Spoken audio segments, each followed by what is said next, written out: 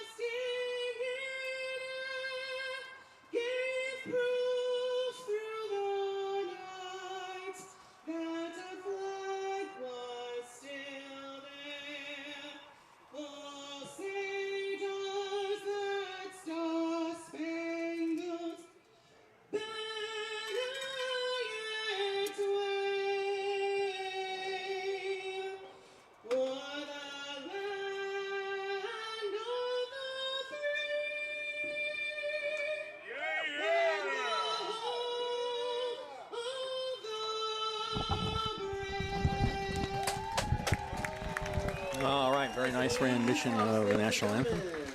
And shall we give them the lineups?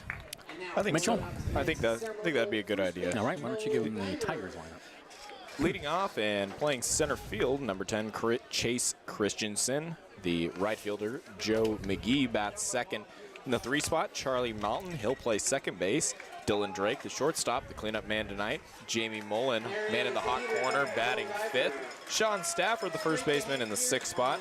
Christian Smith, left fielder, bats 7th. Sean McGinty, behind the plate tonight, he'll bat 8th. Brady Wilson, the designated hitter, rounds out the lineup, batting 9th. And on the mound for the Tigers is Ben Pernetti. Good job. Well, I'm kind of irritated because that little kid is about 6 years old, threw a better first pitch than I did the other night. Kind of put off by that. But anyway, for the Crabs, leading off at second base is Chet Ruby. Antonio Avila will bat second in right field. Billy Ham at first base bats third. Troy Harding will be the cleanup hitter at DH. Javier Felix at third base bats 5th. Keone Coloma in left field bats 6th. Ethan Rivera will catch him, bats 7th. Max Farfan at shortstop bats 8th. Michael McKernan in center field bats 9th. And Miles Standish will be on the mound for the Crabs. And we might have stats somewhere on Miles. Big lefty. He's appeared in, this will be his 3rd appearance, his 2nd start. He did start a game last week. He's only thrown 6 innings, a latecomer for the Crabs. He's given up 5 hits, 4 runs, all 4 earned.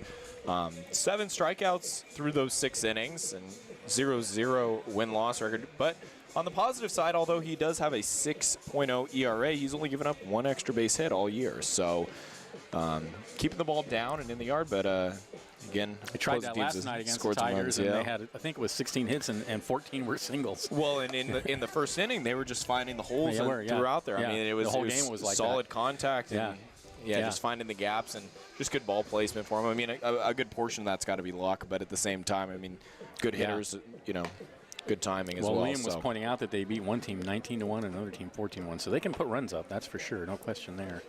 Well, and missing their manager tonight, Benjamin. Yeah, he had a little tantrum, and he's taking a 2-game timeout. That's a good way to put it. Yeah, after bumping the umpire last night in the, super uncool. Here's Christensen to lead it off. Last night, Christensen was one of the few members of the Tigers not to get a hit last night. Fastball is high and inside, but he was on base 1, 2, 3, 4 times. 1-0 the count. And the next pitch is swung on and missed. 1-1. Do we have tonight's umpires, Mitchell? We do. Behind the plate tonight is going to be Mike Sumlin. Guinness Littlejohn is the first base umpire, and Arnie Mena, who was behind home plate last night, he is at third. 1-1 misses outside. 2-1 now to Christensen. And Benjamin, I don't know if you knew this, but Miles Standish's uncle is the Eureka High principal. I did Rob not know Standish. that. I did not know that. 2-1 misses high, 3-1. Miles as well, a former Eureka High logger. I knew he was local. Yep. Good to have some local guys on the team. The 3-1 misses high, and he walks Christensen. Well, count that to his running list over the weekend of getting on base. Definitely patient at the plate. So here's Joe McGee, the right fielder. He was in center field last night. He's moved over to right tonight. He was 2 for 5 last night with a double. Well, both these teams got the blue uniforms on. The Crabs in more of a royal blue, the dark navy for the Tigers. Almost looks like some of those Crabs uniforms as well. In there at the knees for a strike. Yeah, it kind of looks like the Crabs' road uniform that they often wear. Of course, the Crabs are in their road uniforms now. Their new road uniforms, which are the light blue with the Humboldt on the front. The 1-0 is fouled out of play. Well, that's interesting because I know that a lot of professional sports teams have gone away from the traditional road home, you know, white home or vice versa, depending on the league. On the road Exactly. So I'm guessing that these are the Crabs road jerseys just because they say Humboldt. I don't actually know that for sure. I think that'd be a fair assumption. Yeah. 1-1 the count. Christensen over at first, just getting started. Plenty of time to come out and join us. It's a gorgeous night at the Arcata ballpark. Lefty on lefty matchup. The 1-1. Fastball is high. 84 miles an hour. And defensively for the Crabs, Standish on the mound. Rivera is going to be behind the plate, left to right across the infield. Javier Felix at third, Farfan at short, Jet Ruby at second, Billy Ham, the first baseman. The 2-1 is grounded back to the mound. He bobbles. It rolls away. He picks it up and throws to first. And, not in time. Do I have to make this decision right now? The game just started. I think it's a hit. We'll give him it. Defensively across the outfield, left to right for the Crabs, Keone Coloma in left, Michael McKiernan in center, and Antonio Avila in right. And yeah, comebackers, they're not necessarily easy to deal with, although it may look like a routine play. That's right, yeah. You've got to have that quick reaction time to get on it. It was hit pretty hard, and it was kind of to his back. And there's a bunt out in front of the mound. Standish fields and throws to first, and the sacrifice is successful. Everybody moves up. I'm surprised they're sacrificing in the first inning, given how many runs they scored last night. Well, and it was interesting because that was a straight sacrifice, right? There was no intent there to try and get it. And I talked to Crabs third base coach John Bryan. He tells his guys, always bunt for a hit when you're sacrificing. Yeah, that makes sense, doesn't it? Yeah. And, it's, you don't want one of those put it right out there. Why you only get 27 outs a game is what he said. He goes, why do you give one up for free? At least try to get something out of it. Absolutely. Pitch is swung on and missed now to Drake, the shortstop, 0-1. So second and third, 1 out.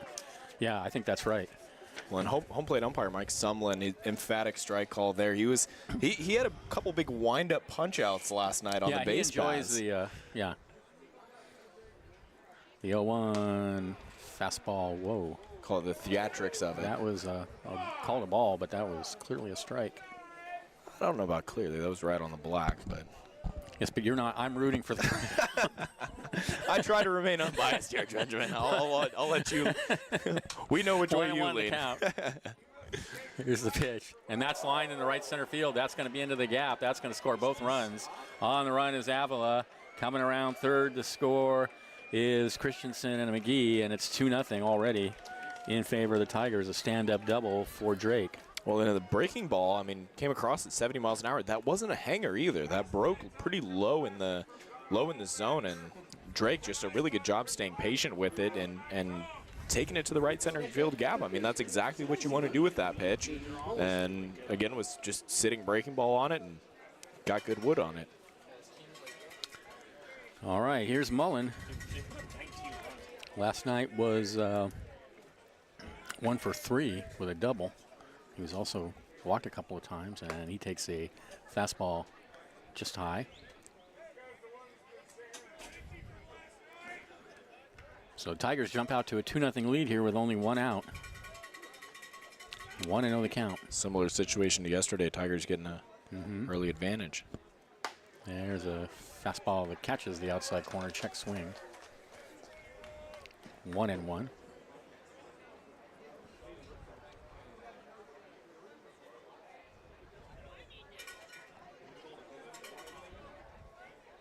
Stange sets, looks out at second, and deals fastball away. 2-1. Tough spot for Standish, giving up a couple early runs. Now you're already working out of a hole, and again, you drop game 1. That's going to put a little bit extra pressure on you as a pitcher, and then start the game in a quick 2-0 hole. It's got to be a little bit demoralizing. The next pitch misses high. 3-1. Runner still out at second. For Miles Standish, I mean, he's been a guy whose strength, it seems, has been locating that fastball and falling behind a couple of times early here. 3-1. It's swung on and missed. A big cut there from Mullen. And the count goes full. I really don't like filling in these diamonds for the other team on my scorebook. Remind me again who you're rooting for, Benjamin. 3-2 the count. Here's the pitch. Hit high in the air, foul, first base side, hand going over to have a look, but I don't think he's going to have a play now. Benjamin, did a fan make the catch? Of course not. No. Just wanted to check. Hey, when you were out there, I don't know if you watched or listened to any of the games, but there was, I think, one play in particular where fan caught it off a bounce, and there was a couple others that were dropped. And I made sure to reference you every time. That. I didn't hear them. No, I know. I know you loved the fan fielders here at the Arcata ballpark. Worst fielding fans in the world. 3-2 pitch misses high. And Mullen now walks. That puts runners on first and second. Still only 1 out. Yikes. No me gusta. Well, the Tigers definitely patient at the plate as well. They're not, They see a lot of teams that come in here and they get overly excited, especially in the early innings. It takes teams a little bit to settle down, but the Tigers, especially, looking at last night tonight, they've been willing to take pitches and force the Crabs pitching staff to deliver on balls in the zone. Yeah, I think so. They're very disciplined, except for the manager. Here's Stafford. Here's the pitch, and he takes high. They gave him up. Give him that one. Oh, he gave him a strike? Oh, okay. All right. Well, you suggested earlier that they might be high strikes tonight because of the height of the home plate umpire. So that was a 6'4" umpire. So yeah. Look out at second. The 0-1's way high and outside. Yeah, umpire's definitely going to have to ice his knees after crouching down tonight. Really? Long ways down. 1-1 the count.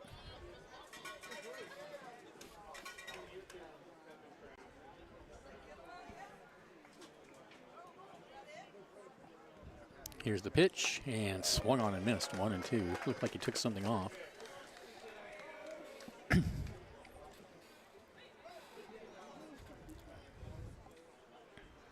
Speaking of lefties with good breaking balls, Blake Snell working well tonight for the Giants. Second straight game in a row, he's pitched well. Really? It's probably this last for the Giants, huh? We'll take him while we got him. 1-2. Swung on and missed. The runners are going. A throw down the second is not in time, so it's a double steal strikeout. It's interesting there because usually with a right-handed batter, Left fielder, number 24, Christian Smith. I believe, Benjamin, you might know better than I, is that shortstop or second baseman on a right-handed batter is typically going to cover. I think that would be the shortstop. I would think the shortstop myself, yeah. So either way, that was thrown in between Ruby and Farfan, second base and short. It wasn't too directly to either one of them. No, it was just sort of in the general direction of second base. Right, and ball went drop, so. It's a foul ball out of play. Yeah, it was probably made an ill-advised throw because they were pretty much had the bases stolen. Well, second's your throw there on that. He had a clear path to third. There was no chance there. The 0-1 misses low. 1-1. So 2 runners in scoring position now again with the Tigers already leading 2-0, but there are 2 outs. 1-1 to Smith, and he takes another fastball low. Smith last night was 2 for 5.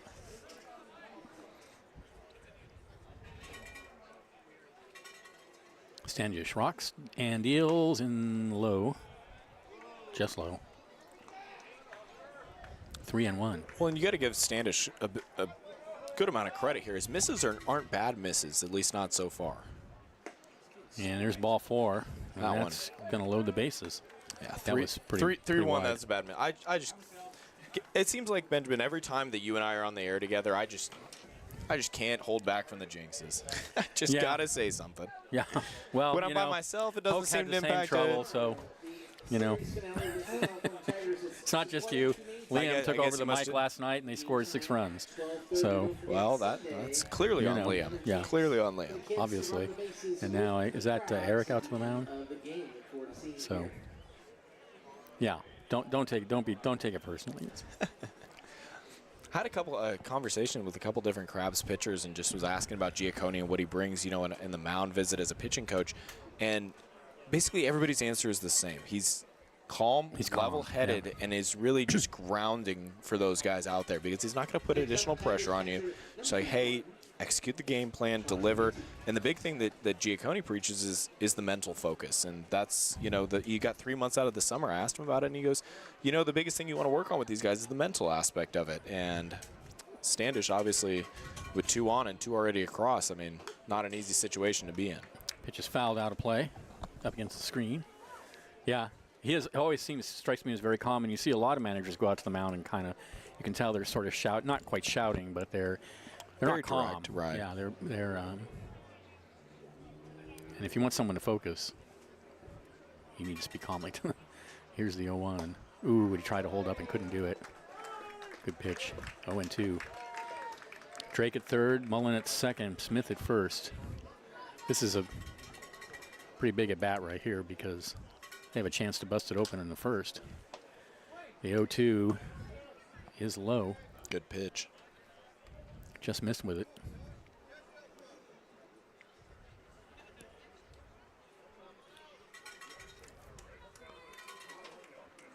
The 1-2. Ooh, nasty breaking pitch. And he had him way out in front and ends up striking him out. But the Tigers come up with 2 runs on 2 hits. There were 3 hits. There were no errors and 3 left. And at the end of half an inning, they lead 2-0. This is Crabs Baseball, 107.3 FM.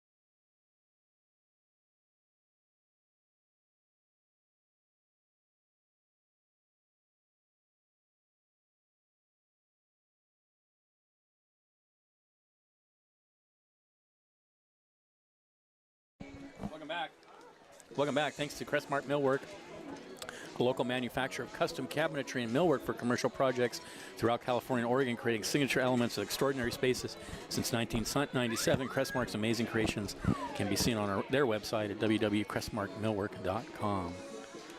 All right. You missed the fabulous cheese plate that was up here last night, Mitchell. I mean, from the Cypress Grove folks were nice enough to send up a whole plate of cheese. Well, somebody, and we won't mention his name, but it rhymes with Riam Norner, didn't invite me.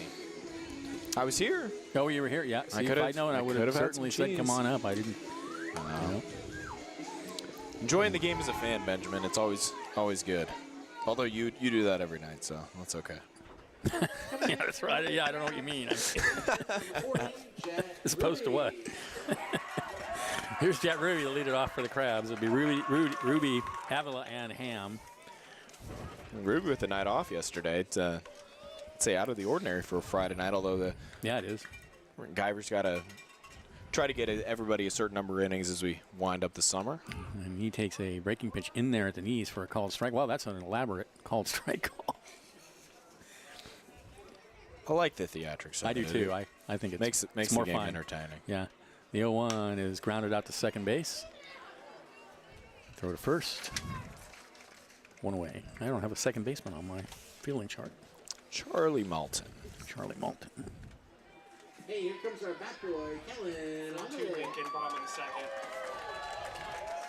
Next up, right fielder, number 26, Antonio Avila. Here's Antonio Avila. Working up his average up to 267, a respectable batting average. Yeah, he's been hot lately. He was 2 for 5 last night. Slider away, 1-0. I hear that Lincoln's winning 2-0. Lincoln, 2-0, Liam? 4-2 Lincoln. No, 4-2 Lincoln. Okay. The 1-0 is in there for a strike. 1-1. Lincoln wins tonight. It's curtains for the Crabs. That result holds. The Crabs are done. 1-1 the count, and ooh, a big swing and a miss. 1-2 now to Avila. So we'll have to get it. So if I know it says on the schedule, should the Crabs not make the championship game, that they would schedule another team. Is that we do team? have another team. Athletic Edge Express Tuesday and Wednesday. If the Crabs don't. Okay, so if 1-2, ooh, just misses away with a breaking pitch. Athletic Edge Express for a 2-game series, should the Crabs not make championship game, a little bit of help would be an understatement. Yeah, I don't think they're going to get it. 2-2 the count. Here's the pitch, and it's a grounder on the hole. Knocked down by the third baseman. Throw to first. Nice play by Jamie Mullen over at third. Yeah, diving play, not just to knock it down, but to glove it, and then get up and make the throw. Make a good throw. By the way, defensively, it's Ben Pernetti on the mound. Sean McGinty is the catcher. Sean Stafford at first. Charlie Morton at second. The aforementioned Jamie Mullen at third. Dylan Drake is the shortstop. Christian Smith's in left field. Chase Christensen is in center, and Joe McGee is in right field. 2 outs. Here's Billy Ham. And the pitch is way high and outside and all the way to the backstop. Billy Ham showing off the vocals last night. That's right. He sang the national anthem. Definitely a baritone. 2 for 5. A double last night. And he takes another pitch high. 2-0. And Ham leading the team in average as Ruby's cooled off a little bit. Ham was smoking 362. A little bit short of his mark last year, but again, last season was dominant from start to finish. Pernetti's next pitch is a breaking pitch for a strike on the outside corner. Good pitch. Yeah, nice backdoor slider. Those are tough pitches to try and get him to finish right at the end of the plate without being a hanger. Without hanging, yeah, exactly. 2-1 the count. Here's the pitch. Outside. 3-1 now to Ham. 2 outs, nobody on. Crabs trailing 2-0 in the bottom of the first inning. Tigers picked up right where they left off in the top half of the inning. 3-1 is high. So Ham walks. That'll bring Harding to the bat. Harding the DH. How about this, Benjamin? For Billy Ham, his 21st walk of the season. Just short of his hit by pitch count by 4. Yeah, I know. He got hit again last night. I know. Took another one. Harding last night was 0 for 4.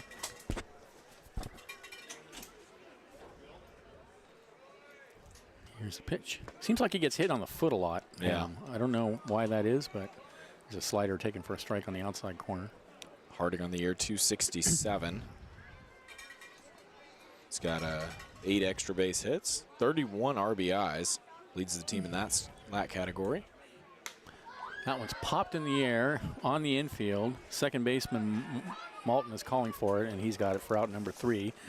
So for the Crabs, no runs, there were no hits, there were no errors, there was a runner left, and at the end of 1, they trailed by 2. This is Crabs Baseball, 107.3 FM.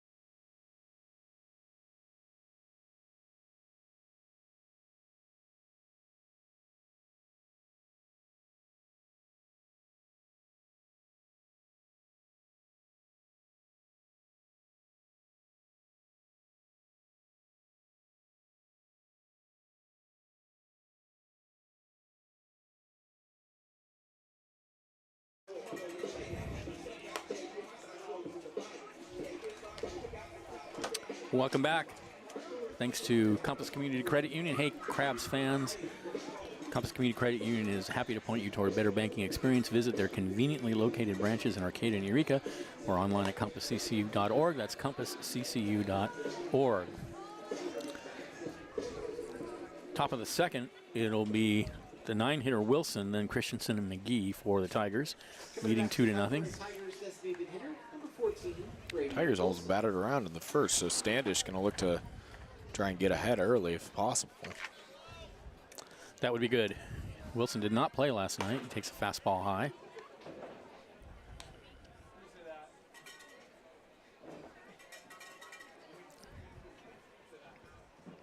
Here's the 1-0. There's a strike at the knees, 1-1. I think that was a ball. Oh, do you call it a ball? 2-0.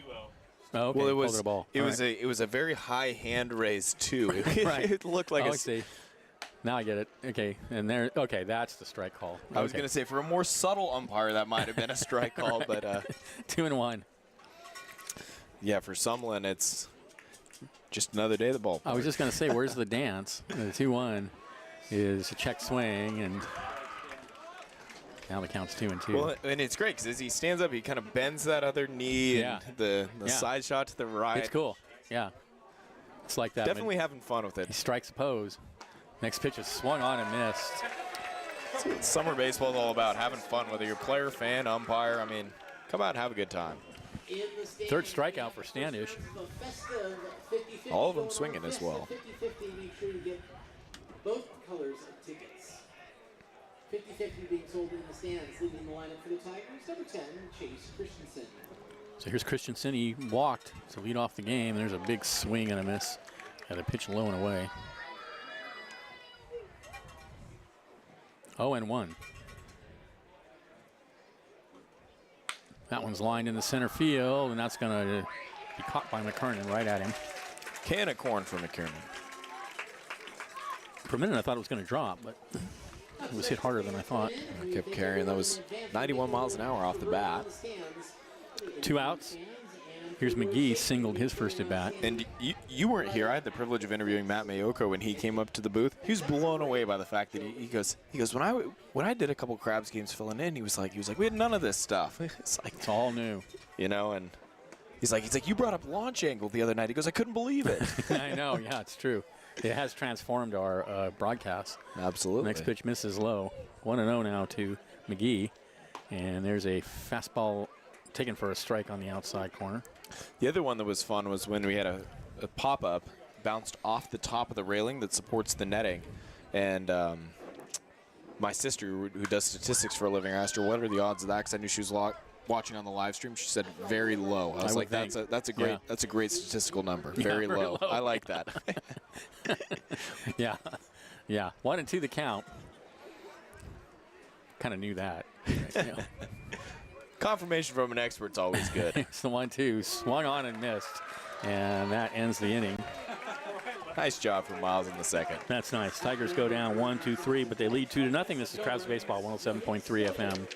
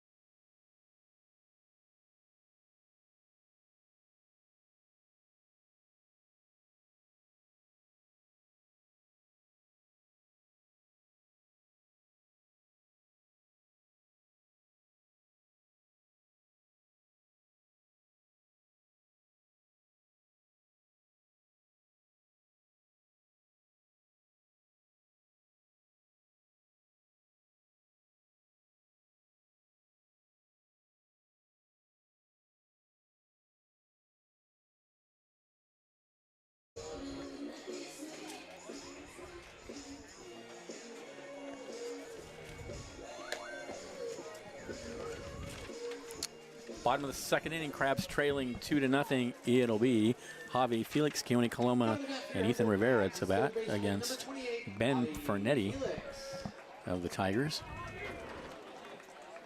I liked the Tigers uniforms last night better. The orange with the word Tigers written around the front. Yeah, I haven't seen any blue Tigers. No. Here's the pitch, and it's a fastball high, 1-0 to Felix. Are they basing their color scheme off the team in Detroit? Oh, that may be correct.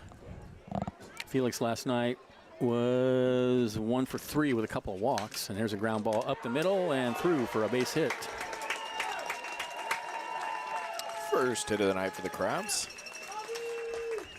Here's Keone Coloma. He has made very hard contact on a lot of pitches in the last couple of weeks. He has flied out like 3 times last night, and they were all pretty hard hit, but right at somebody. Well, and he's only batting just shy at a point shy at 220. Pair of home runs on the year. Yeah, I think that his batting average, he's had some bad luck, I think. Well, and that's the thing as a player, you got to assess, is it a poor at-bat or is it a good at-bat with a poor result? Yeah. And, you know, you can have a good at-bat with a poor result, especially with a hard-hit ball, working ahead in the count. It's all, there's a lot more factors that go into it than just batting average. Takes the pitch there in just at the knees, 0-1. But I'm sure he would not be upset if his I'm average sure he was would, higher. because like I said, last night he hit the ball hard 4 times, and he only had 1 hit to show for it. You definitely wanted to reflect your how you feel you're approaching it at the And dish. it's tap foul, and Felix over there has a huge lead.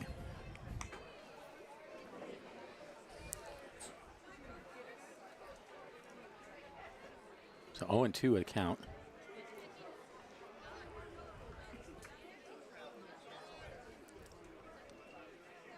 I thought he was going to try to steal last at bat this time, and that's hit foul off his foot, I think, and rolls over towards the Crabs dugout. Well, Felix isn't the type of guy you label as a speedster on the base paths by any means. No. The Crabs do like to be aggressive. Here's the 0-2. Swung on and missed. Off the plate. Yep, he chased that one. That was about 2 feet off the plate. 1 away. Felix still over at first. Here's Ethan Rivera. Rivera didn't play last night.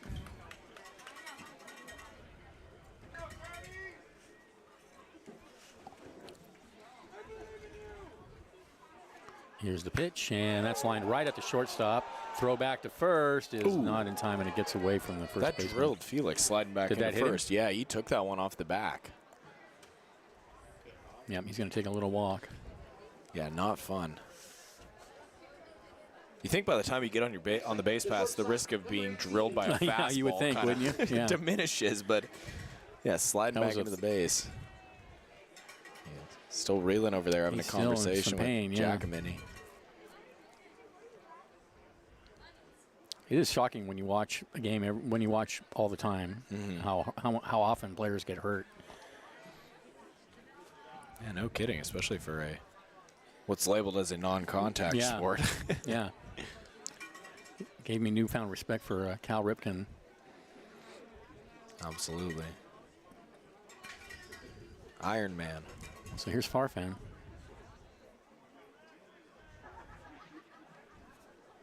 Two outs now, and he waves at a pitch down in the dirt. 0-1. Farfan did not play last night. Nope. Farfan was way in front of that breaking pitch, too. Bernetti deals, and that's a breaking pitch low. 1-1. Yeah, To Farfan. Bernetti going slider on the first two pitches after he got Farfan to wave at that first one. Yeah, throw it again, right? The 1-1, Another check one. swing, and that time it missed again low. They do appeal to first, but they ruled that he did not break his wrist. Yeah, 3 straight sliders. Again, Farfan's really been jumping at 2 of them. Only was able to lay off the second one with no sort of movement of the bat. From the set, the 2-1 is a strike, belt high. That was a ball. Oh, he called that a ball, huh? Okay. He just showed That's right. It's the left thing. Okay. I'll get it. 3-1 to count. Oh, he waves at a slider away. 3-2. I bet he sees it again.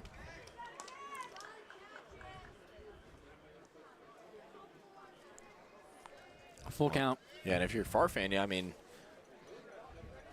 3-2, but usually a fastball count, but you're sitting on the slider there almost. And there it was, and he missed with it. So Farfan walks.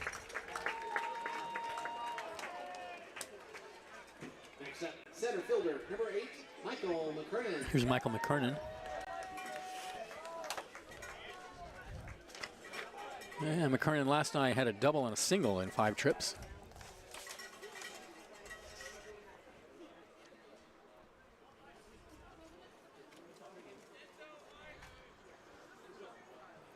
And there's a slider taken for a strike on the outside corner, so he's still going with the slider on McKernan.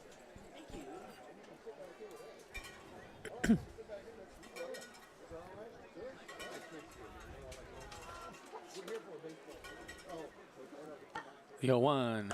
Ooh, the fastball swung on and missed.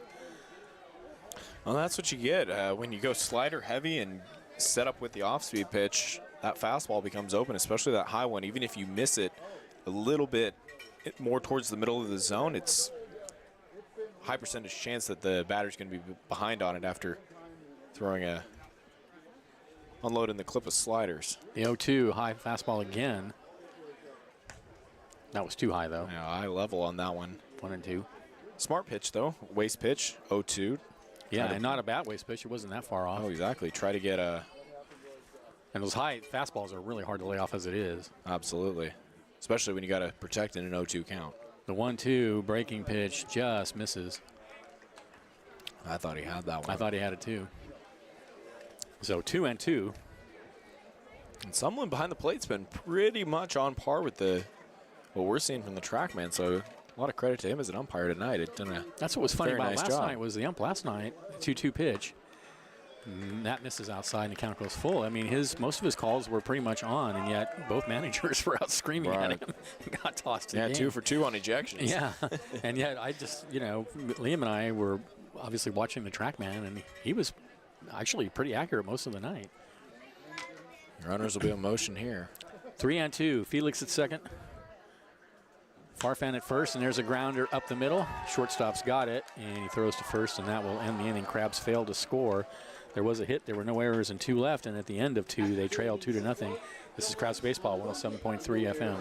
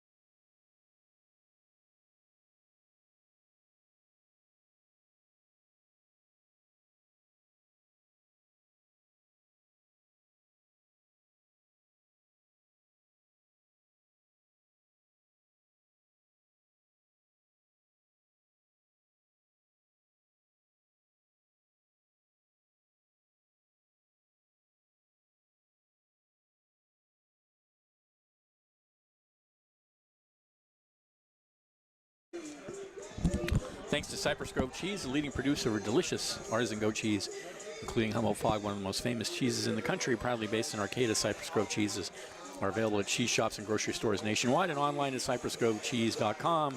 And as we learned last night, or we confirmed last night, there's nothing like that Humboldt Fog feeling. And Keenan Morris is going to come in at third base for Javi Felix, so that must have really hurt that. Yeah, I mean, it took him quite a bit of time to try and rub that one off, and stayed on in the base paths, but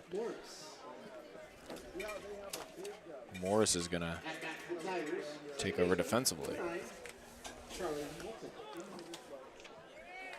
Here's Charlie Malton, the second baseman. He had a sacrifice in his first appearance.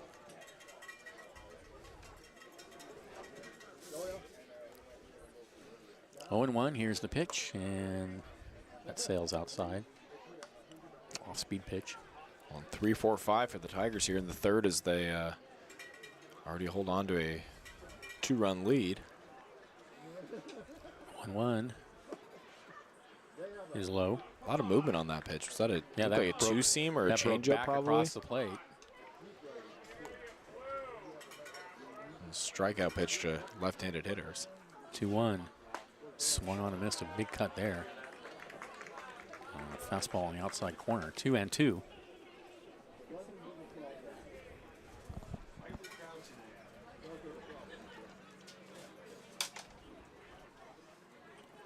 The 2-2.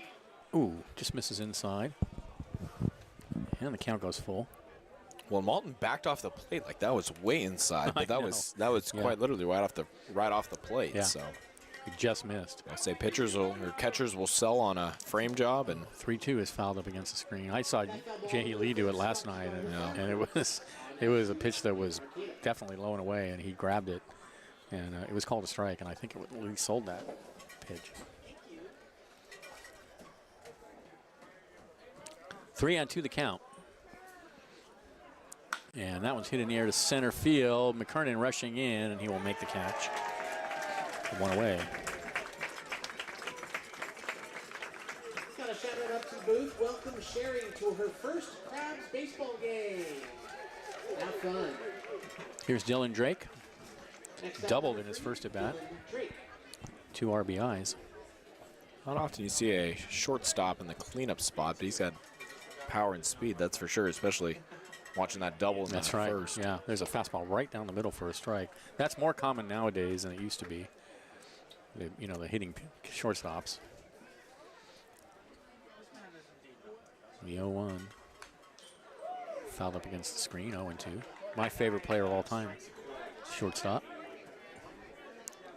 Ozzie Smith.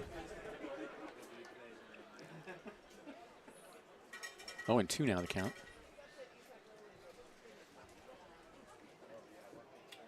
And the pitch. Ooh, check swing on a fastball, and it's outside. 1-2. It's 1-2. It's 1 and 2.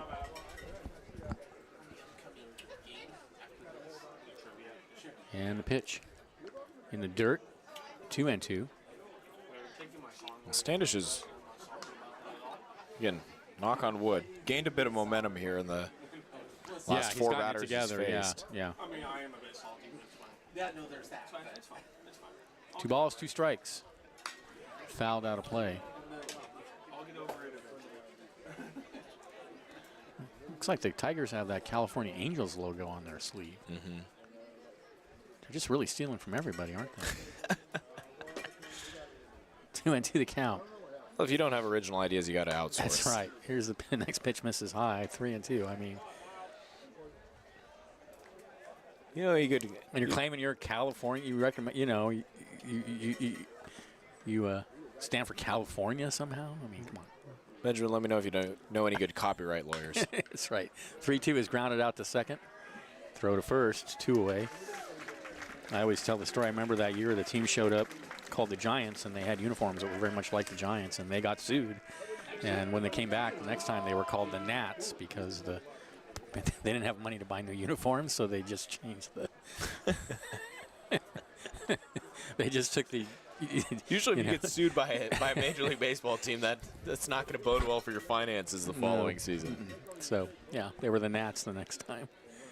Here's the pitch, and that's hit in the air. The center, McKernan going back, Smoked. looking up, and that's gone.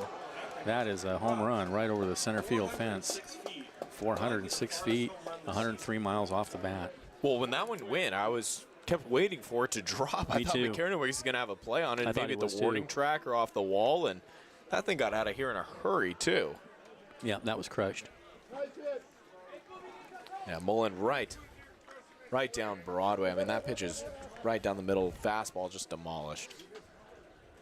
Perfect timing.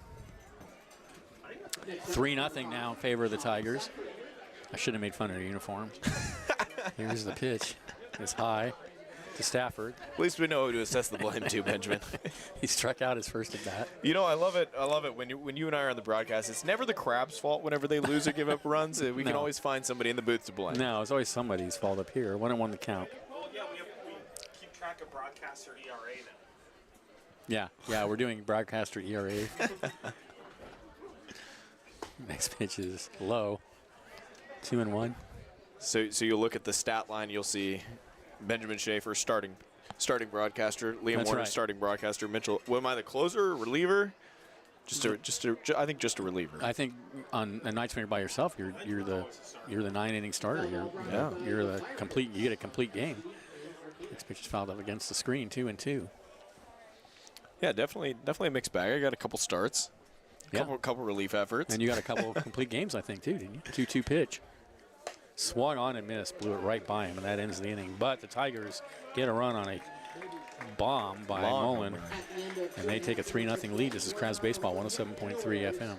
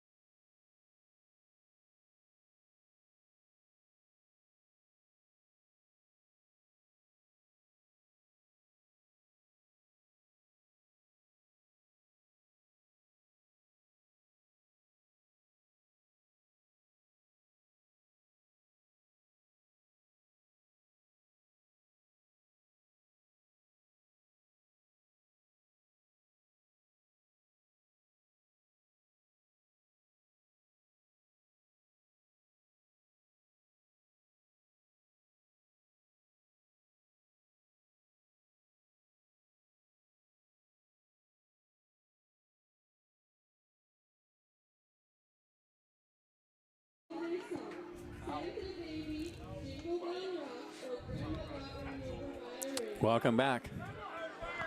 The top of the order for the Crabs, Ruby, Avila, and Ham trailing 3-0 now at Christmas in July at the ballpark. So Christmas music. People dressed up in Christmas gear. Strange Now come to bat for your Humboldt Crabs. Leading the lineup choice, I think, but there it is. Ruby's 0 for 1.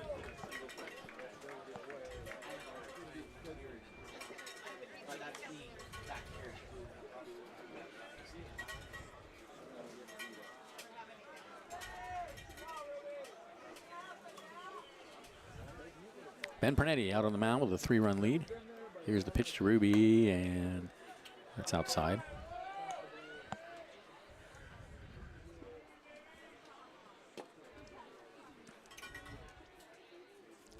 The 1-0. Misses high and inside.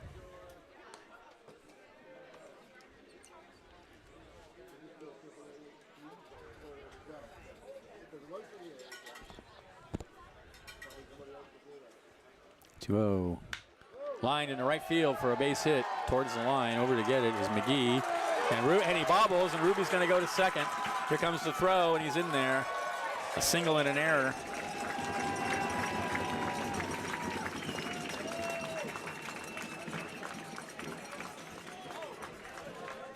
Next up, number 26, Antonio Avila. Skipped right past him. Yeah, just a one hopper that should have been right into the glove. Just booted it. Crabs will take it. Ruby out at second. Here's Avila. Grounded to third in his first at bat. Yeah, that single helping Ruby's average. Him and Billy Hamden trading spots 1 and 2 all season long with for the batting title. Pitch, and that's hit high in the air and foul, and it's going to drift out onto F Street. Yeah, it'll be interesting to see who ends up with the highest batting average. I've been saying that Ruby's my choice for MVP this year. Definitely been the most consistent all year long. Again, his slumps are some other guys' good days. So it's true, yeah. He's just been such a catalyst. The 0-1. That's hit in the air to center field, but playable, and Christensen has it. One away. One of the first times I think I've seen a guy do skip as he makes the catch. I mean, that was like did a little hop, trying to ring it in. As if the fly ball wasn't easy enough to handle. That's He had right. to make it a little more make difficult. It make it look hard. I don't know. Yeah. Here's Ham, and he's getting a huge round of applause. He must have quite a following here at the ballpark. Well, he's got the musical fans on his side after last night. Not so sure. He walked. They his want him first to sign up for appearance. their classes. And that's grounded slowly out to second base. And that's going to advance the runner, but there's 2 outs now. Coming up next, Crabs designated I know, it brought me to tears. Troy Harding. I'm not going to ask your emotions that invoke those tears. 5-2 Lincoln, top of the 5th. Lincoln now leads 5-2 in the top of the 5th inning. If they win that game, then they will be the team that plays Healdsburg for the championship, and the Crabs will stay home. Here's Harding, and he takes a pitch in the dirt. Did he swing? Yep. He went round. 0-1. Ruby over at third. Yeah, and Ruby, nobody out on second base. You definitely want to get that run across the plate. I know, yeah, indeed. There's a strike at the knees. Fans didn't like it, but it's right there.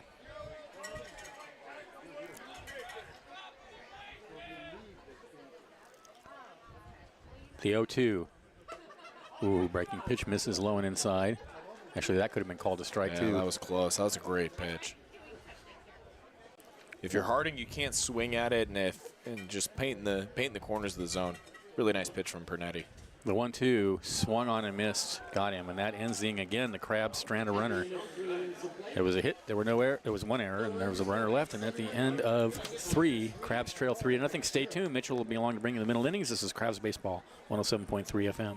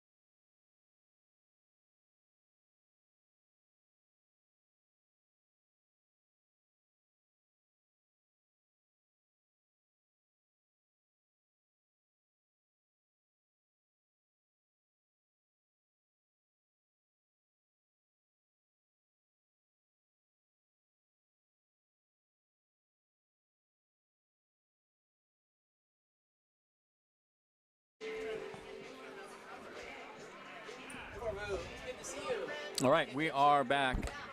Top of the fourth inning. It'll be the bottom of the order for the Tigers. Smith, McGinty, and Wilson. And here's Mitchell. Miles Standish back on the bump for his fourth inning of work. It was a rocky first. Faced 8 batters, gave up a couple of runs. Bounced back over the last 2, did give up a solo shot to dead center in the top half of the third. But other than that, it's been fairly clean for the Tigers. 3 runs, 3 hits, 1 error. For the Crabs, no runs on 2 hits, 1 error. First pitch is low, but swung on. Strike 1. Again, Standish, big lefty, kicks, deals, same spot.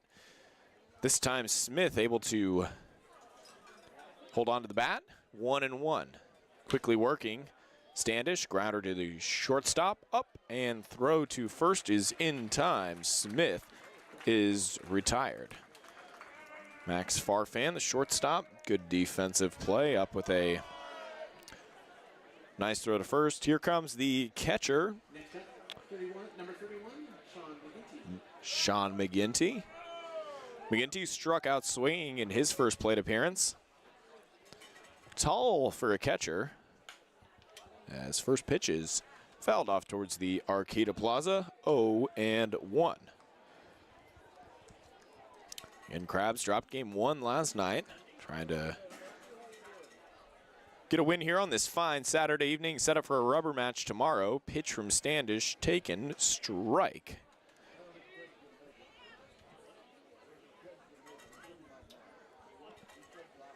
The 0-2 inside for a ball. McGinty moving out of the way to avoid getting his toenails clipped by that fastball. Count goes to 1-2. Kicking, dealing, and a rocket down the third baseline, snagged by one of the Crabs players. Over down as in front of the bullpen. Count remains 1-2. Looks like a right-hander just starting to get loose for the Crabs. Standish, a long look in, and time called by McGinty in the batter's box.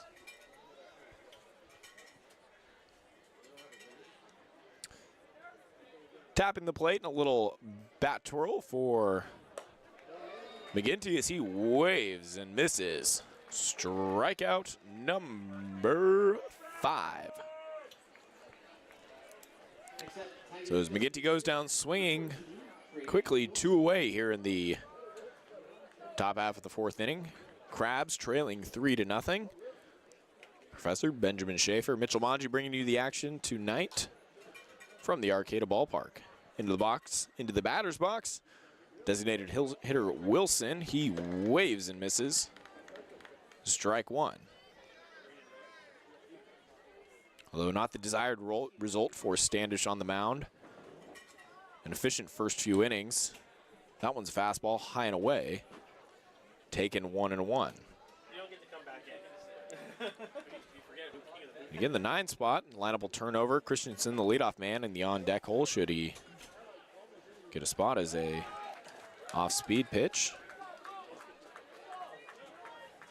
Taken for strike 2. Just caught the bottom inside corner of the zone there. The 1-2, Standish kicks, deals. Nice pitch, breaking ball, emphatic, called strike 3 from Sumlin behind home plate. Tigers go in order, 1, 2, 3 onto the home half of the 4th. It's the Crabs 0, the Tigers 3 on ESPN 107.3.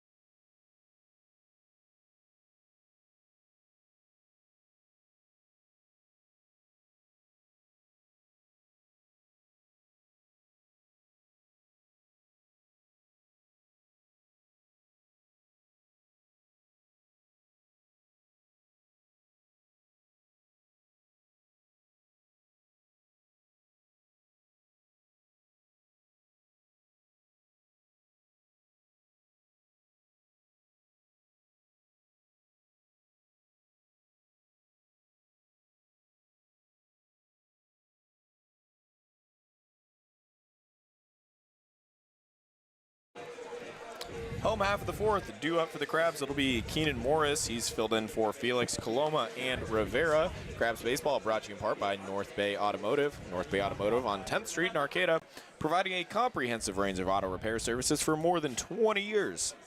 Trust North Bay Automotive for all your auto repair needs. First at bat of the night for the left-handed hitting third baseman Keenan Morris. Again, came on in relief for Javier Felix, who exited after the second inning with an injury. Took a line drive, or rather a fastball, because he was sliding back into first base on a line out. Morris, chopper off the dirt right around home plate. Ward that one. Count goes 0-1. Yeah, let's hope that Javier is not out for the rest of the season or anything like that. He seemed like he was okay. He stayed in the game for the rest of the half inning, so he may just be bruised. I'm certain he's bruised. Yeah, take an ice bath after that one. Pernetti back on the mound, kicks, deals outside, 1-1. And Pernetti, high 80s with the fastball there. Struggled to locate that one. Crabs have had runners on in every inning and have nothing to show for it. Off-speed pitch waved at and missed from Morris, 1-2. And especially last inning, they got Ruby on second with nobody out and failed to bring him home. Yeah. That can't happen, as Dave Fleming likes to say. Pernetti comes set, deals high, fastball. Just missed the top part of the zone. Count evens at 2 apiece. Shadow is starting to creep over the batter's box. Mound remains in the sun. The 2-2 inside and off the tip of the glove of McGinty behind the plate. Count runs full.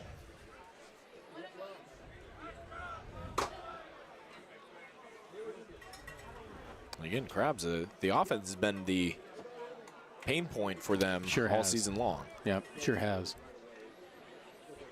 Defense has been great. Pitching's been great. A 3-2 check swing and peel down to third. You win around. Keenan Morris goes down swinging in his first at bat. That was, I was talking with Eric Giaccone on Hall of Fame night, and he said that 2015 team was the last one that he remembers that was like a complete team. He said well-rounded, really no weaknesses, and from defense, pitching, speed, aggressiveness on the base pass, just baseball IQ. He said everything was there with that team, and obviously the record showed it. Now they be forever in the history books of the Humboldt Crabs. Yeah, I'm trying to remember who was on that team. I don't have my score. I think they're in O. First pitch is skied into right field down the line, moving over. The right fielder will make the play right on the line. Coloma is retired in one pitch, 2 away in the home half of the fourth. They are mentioned in the new program, right? There's one of the best teams in history. Right, and that was Tyson Fisher was the manager at Giaccone. That an all local coaching staff that year. Tyson was a good manager. Robin's great. Tyson, I like Tyson. He used to come up to the booth before every game and print out his stats and everything. He was cool. Ethan Rivera steps in with 2 away. Again, Crabs trail 3-0. Bottom of the fourth. Pernetti, first pitch is in the dirt for a ball. Interesting there. I believe Farhan looking over the dugout. He had 2 fingers signaling down, almost like a split finger, almost like he's trying to get a read on the pitches from Pernetti. Interesting to watch how they prepare the 1-0. Right in there. Oh. Looked good, but he's not going to get the call. 2-0. Not really calling the high strike.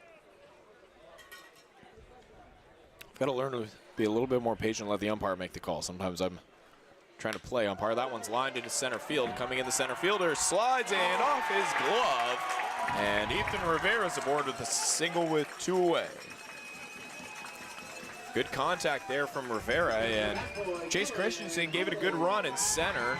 Nice sliding attempt and just wasn't able to haul it in through almost the ground. made a great play. That's where you look at the NFL, you got to maintain possession of the catch all the way through the ground. That's the hardest part.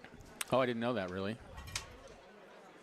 Right, because otherwise it's a fumble, right? If you hit the ground and let it go, that's a fumble. Yeah. Rivera at first with 2 away. Up to the plate, Max Farfan, the shortstop. First pitch, takes fastball, catches the low outside part of the plate, strike one. Farfan walked in his first plate appearance. The 0-1 swung on and missed, strike two. Low breaking pitch there.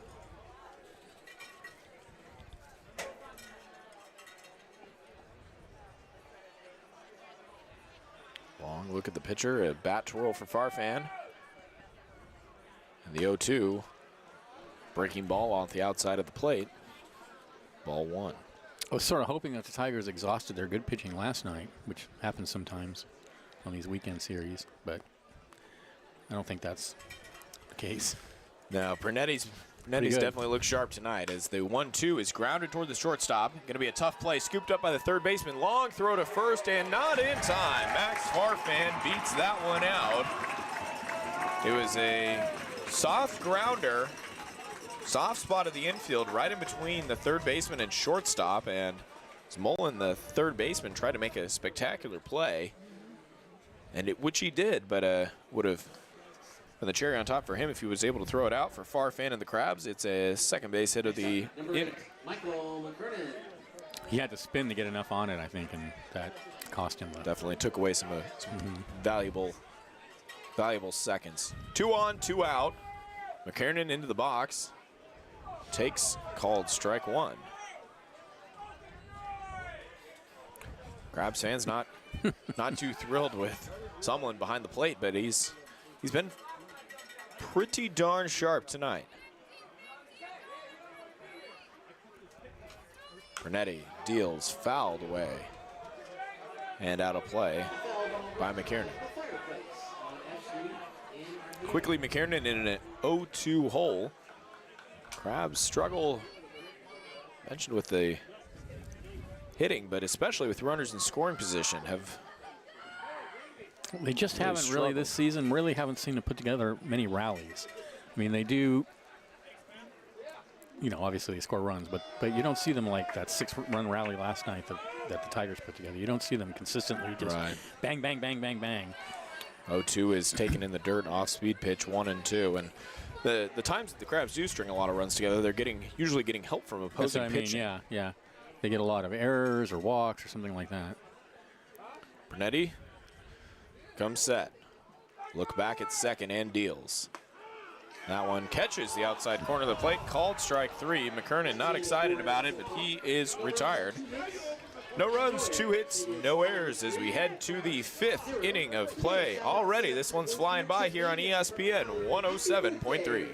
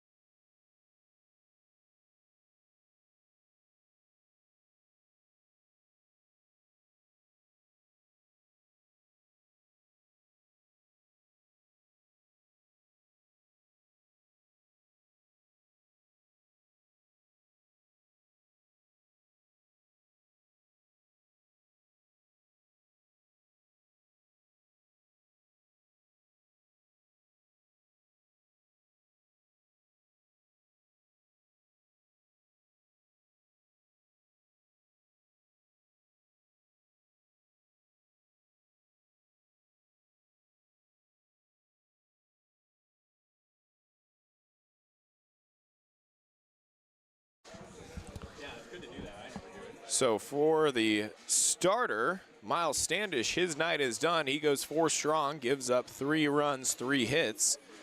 And it's Max Hippensteel on in relief. Hippensteel, a tough go of things in his last appearance on the mound for the season. Hippensteel, again, still impressive. Just gave up a couple of runs last time. His 9th appearance, he's thrown 16 innings. Given up 9 hits, 5 runs, all of them earned. Issued 8 walks to, how about this, Benjamin, 27 strikeouts, a 3-0 record on the night. Yeah, he's been impressive all season. And he's been working on a split finger changeup, and I think I brought this up the last time that he pitched, but it's very interesting, and you see a number of guys go into it now. Instead of the traditional splitter index middle finger, they're switching it to where it's the middle finger ring finger, and then he tucks his thumb underneath, so it's almost like a split strange. circle change. But wow. he said when he was pitching in Medford, he goes, you know, I asked him what the movement was. It's supposed to be down and away, almost with a two-seam kind of tail movement, the strikeout pitch to lefties. But he goes, that ball tailed off like a slider on one of his pitches in Medford. So he goes, so honestly, I can't tell you which way it's going to go. But he goes, it's supposed to take off some speed and go down. So works with that one off the fastball. Crabs Baseball brought to you in part by North Coast Audiology. Julie Kelly and her team at North Coast Audiology maintain a patient-centered focus, providing audiological services to Humboldt, Del Norte, and Trinity counties.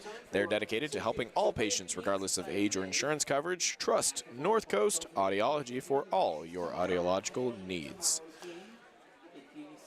Ethan Rivera out to have a brief chat with his new pitcher, Max Hippensteel, before getting underway. It'll be the top of the order for the Tigers, Christensen, McGee, and Malton. And stepping in, kicking some dirt around in the right-handed batter's box is Chase Christensen. Frustrating game for the Crabs so far. Christensen 0 for 1 with a walk and a run scored. So he takes first pitch off the plate, 1-0. Hippensteel, seen him touch 91-92 with the fastball. That one catches the outside corner of the zone, 90 miles an hour, count evens at 1 apiece. Hippensteel working out of the stretch, comes set, kicks, deals, another fastball fouled right back to the screen. Folks, that's why you stand 12 inches away from it. Somebody walking right behind there. Would have been a headshot if that screen wasn't there. Good way to lose your nachos. 1-2 the count to Christensen. We're into the 5th inning here as there's that split finger change. Drops too low. But how about that? It does drop a lot, man. 90 miles an hour on the fastball, 73 on the off speed. Yeah, and a lot of drop to it. 2-2 now to Christensen. Goes back and low pitch, almost caught the ball into the zone instead. Doesn't get the call. Hippensteel thought he had it. Count runs full, and as a pitcher, you can't let that one bother you. Got to let it go. Still got 2 strikes. From the set. Pitch is popped up on the infield. Going to be in foul territory. Billy Ham moving over and makes the catch. Christensen is retired for the first out of the 5th. Crabs trail 3-0. Again, struggled to get anything going offensively. Tough first inning. Gave a pair of runs and a solo shot in the 3rd. It's how we got to where we are. Alongside the Professor Benjamin Schaefer, Mitchell Manji. Beautiful Saturday evening baseball as off-speed pitch from Hippensteel, too low, ball 1. Can't ask for much better than this. Clouds staying away. Nice light breeze, not too hot, not too cold. It's mighty pretty. The 1-0 is fouled out of play. Hippensteel doing a bit of a hair flip there as readjusting the hat. He loses his cap a lot. I notice. I don't know if you got a haircut or just ordered a hat a couple sizes too big. I don't know which it is, but it tends to fall off. 1-1 waved at in the dirt. Lost his hat again. Yeah. Yep. I think you may be right when you said he was maybe a size too big. Maybe you could loan him yours, Benjamin. I know you got a Crabs hat hanging around somewhere. Oh, I have a few, yeah. I got lots of crab swag. The 1-2 catches the inside part of the plate and an emphatic strike 3 call from Mike Sumlin. Vaya con Dios. McGee goes down swinging for the 2nd time tonight. Hippensteel retired the first 2 batters he's faced. Next up, number 9, Charlie Moulton.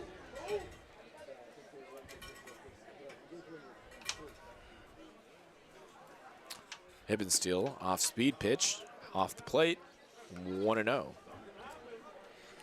Malton, the righty, giving home plate a tap as he readies for the 1-0 from Max. Fastball, lost his hat. Off the plate, too low, 2-0.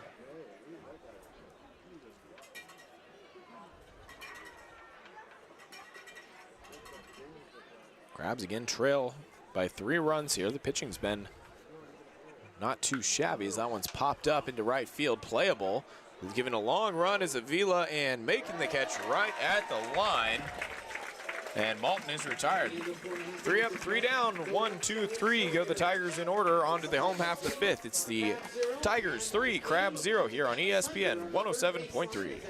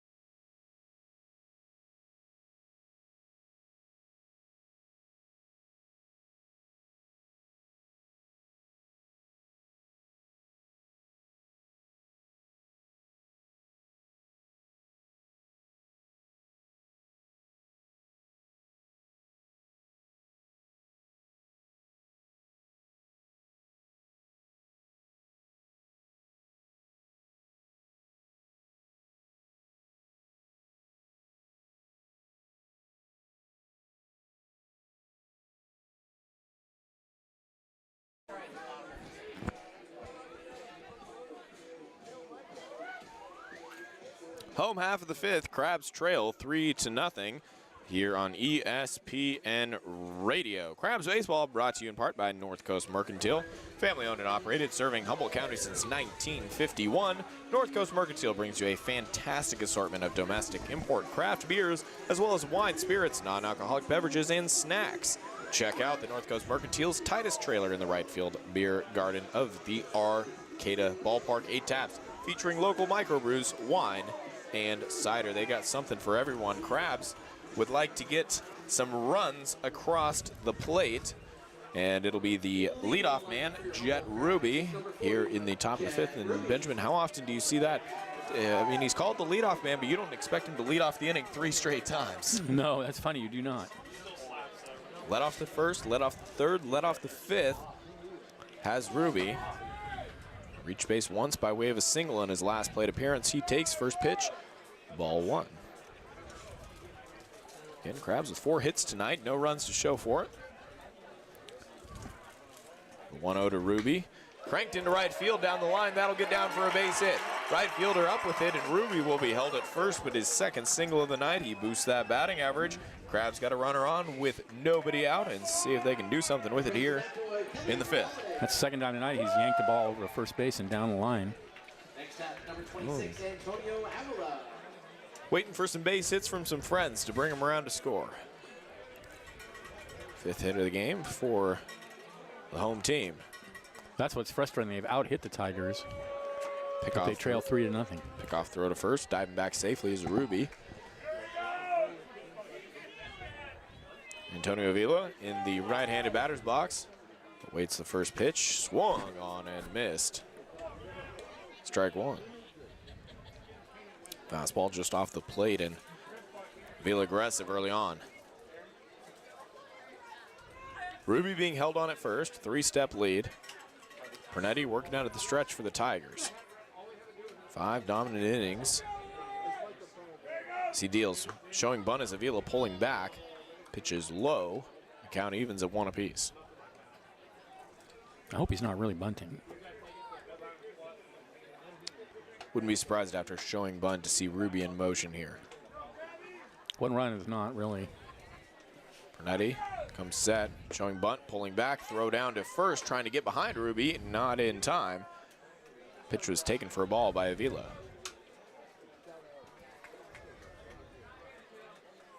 Two-one count now to the right-handed hitting right fielder. Ruby takes his lead. Pernetti, look over, goes home. There goes Ruby. Pitch off the plate, throw down to second is not going to be in time, and Ruby with a good jump and a stolen base. All of a sudden, the Crabs have Yet again, Jet Ruby in scoring position with nobody away, and opportunity awaits.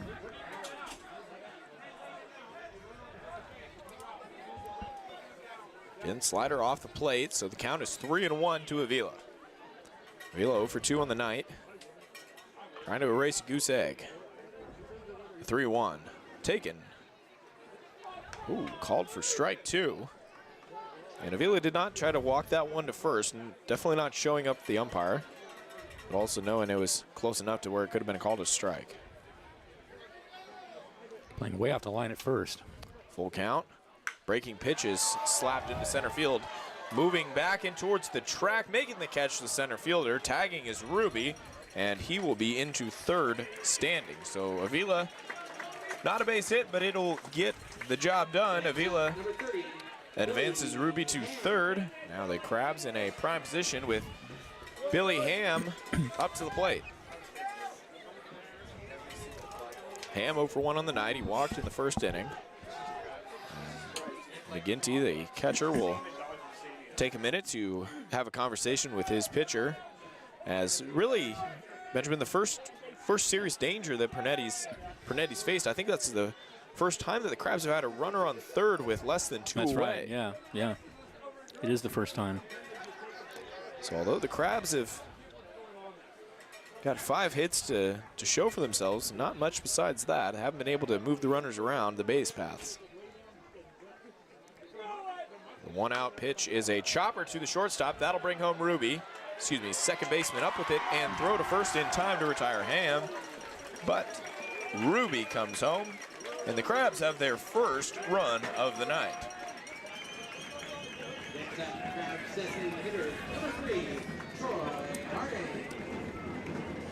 So Billy Ham, although you'd like to have an opportunity to extend the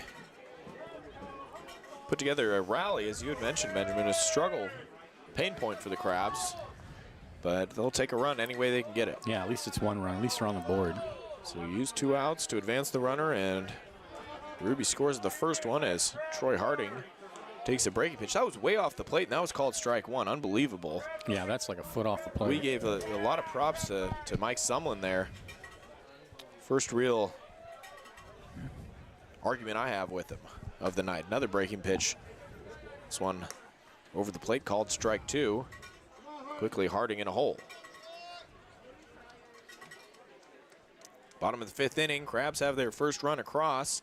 Still trail by a pair as an off-speed pitch is fouled straight back and out of play. Harding fighting to stay alive. Harding popped out in the infield and then struck out swinging in his 2 plate appearances tonight.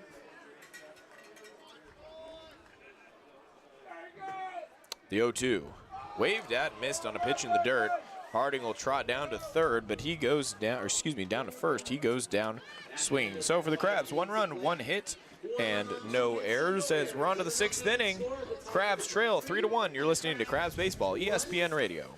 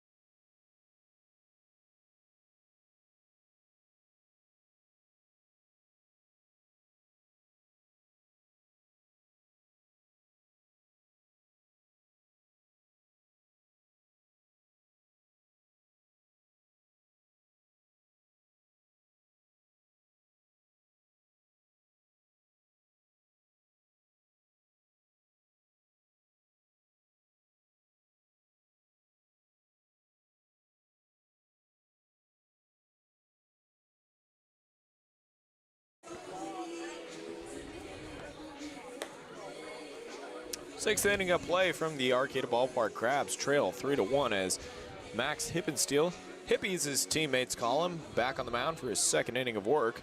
Efficient 1-2-3, top of the 5th, looking to continue his success here. faces the heart of the order. 4, 5, 6, Drake, Mullen, and Stafford for the Tigers. Tigers have only had one hit since the second inning. It was a home run, but other than that, the Crabs have set them down. First pitch, Hippensteel waved at and missed. Strike one. 90-mile-an-hour fastball, low in the zone. 0-1. Hippensteel working exclusively out of the stretch. Kicks, deals. There's that two-seal tail movement on it. That was a weird pitch. Dirty pitch, especially to a lefty. I mean, just frozen in the box was Drake as he's looking at an 0-2 hole. Oh, we went back to the well again. Waved at and missed. Hippensteel sending Drake packing. 3 pitches, and that's all you get.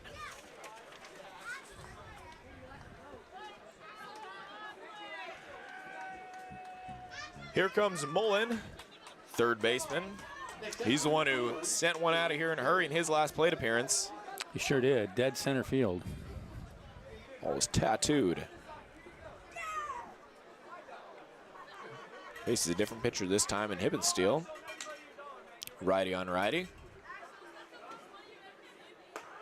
First pitch is like a slider there maybe. Called strike one.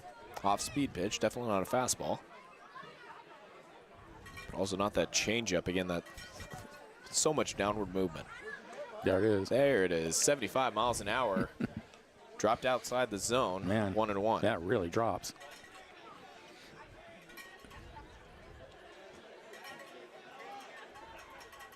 One away here in the top of the 6th.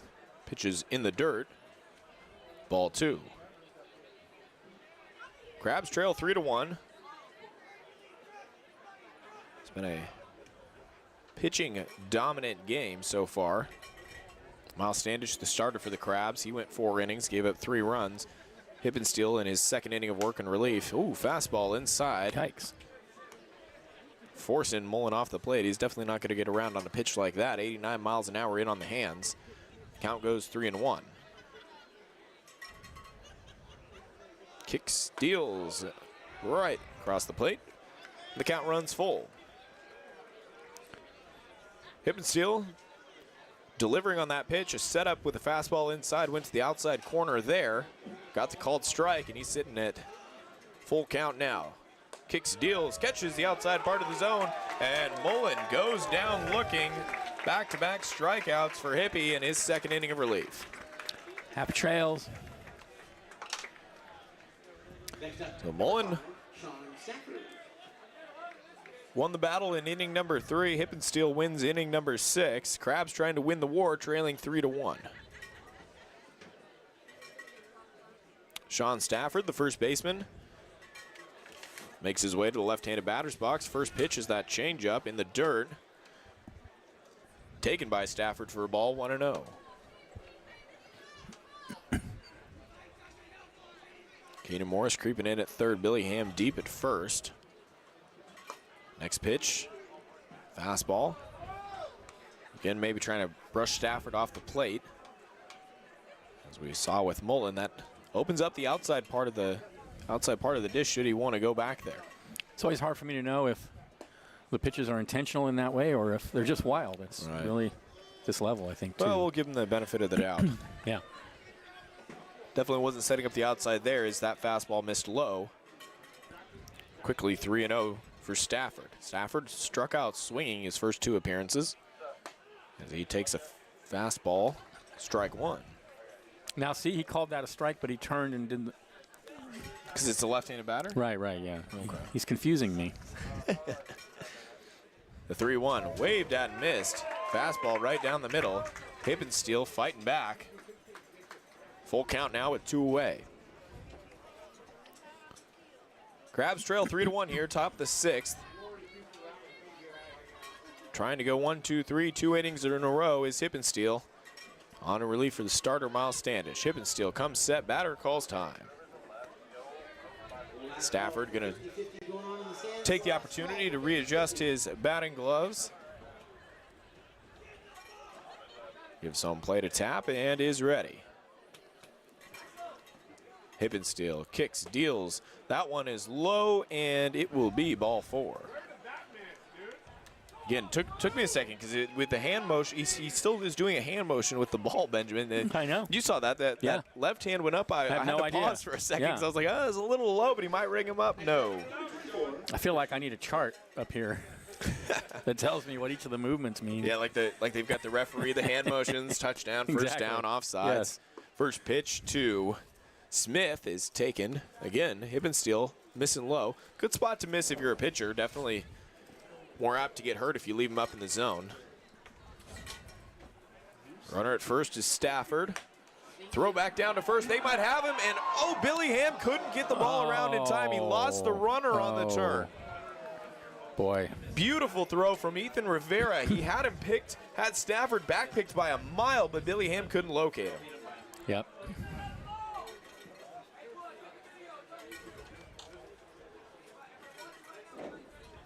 Throw had been on the other side of the bag. They might have had him.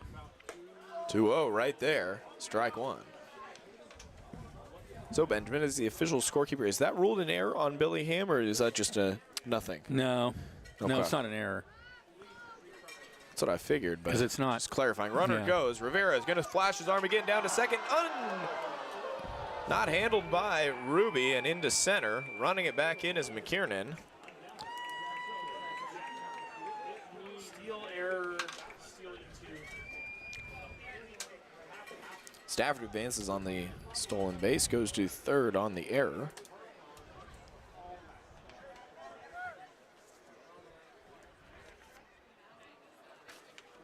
Oh, that one almost run inside and hit him. It's hip and steal. It's got a back to a full count again. Last night the Crabs got back in the game. They were only trailing by 2. They were down by 5 at one point. Got back to within 2, and then immediately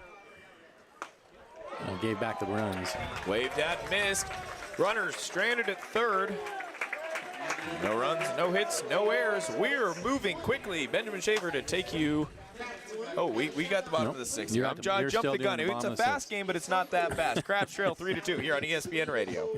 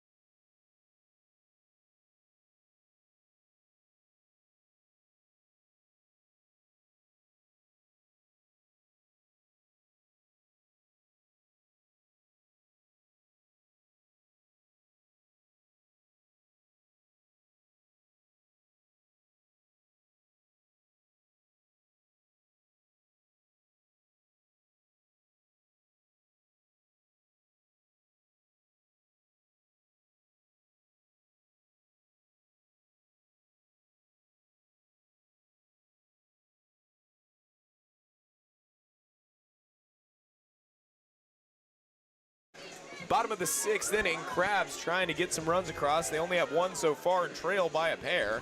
Gonna need to wake up the bats on this seemingly Benjamin's slow Saturday night. Sure is. Slow from the offensive perspective. The pitching has been dominant.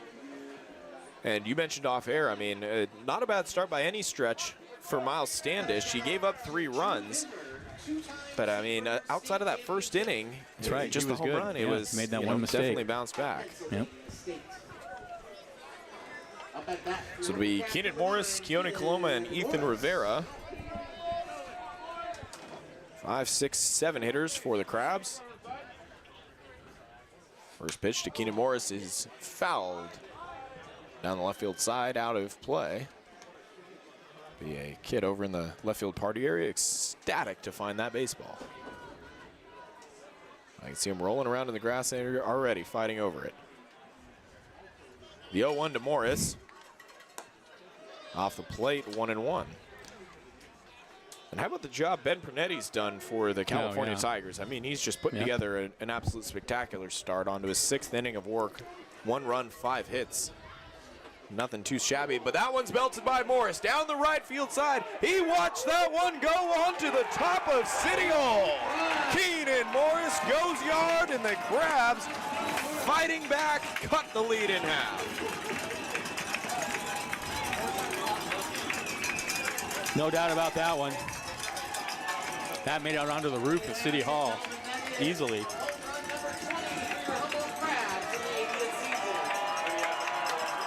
Keenan Morris caught that high pitch, high breaking ball, and he stood in the box, Benjamin, and just watched it fly. Yep. There was no doubt about it. I believe that is the textbook definition of big fly. And that was a bomb right onto the roof. 365 feet onto the asphalt, well, I would say shingles, might be torch down roofing of City Hall. Stepping in now is the left-handed hitting Keone Coloma. He takes a pitch in the dirt. Right as we are giving Ben Pernetti his flowers, the jinx seems to work the other way.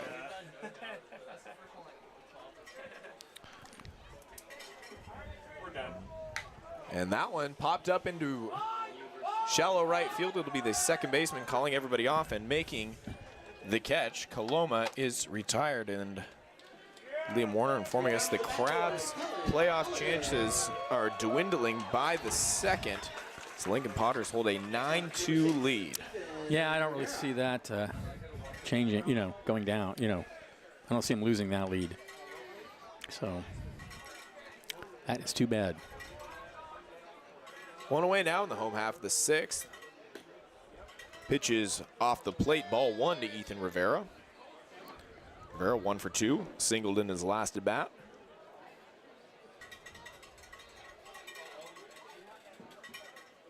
Righty on righty. The 1-0 from Pernetti. Off the plate again, 2-0. Right-hander getting loose in the Tigers bullpen. No action on the Crab side. I imagine we'll see Hippensteel for his third inning of work. An efficient pair of innings it's been so far for Hippie. It's been his usual self, that's for sure. The 2-0 is slapped into right field. Moving back the right fielder, feet on the warning track, and makes the catch. Rivera's retired, there are 2 away. Krusty's in the park in his Santa getup.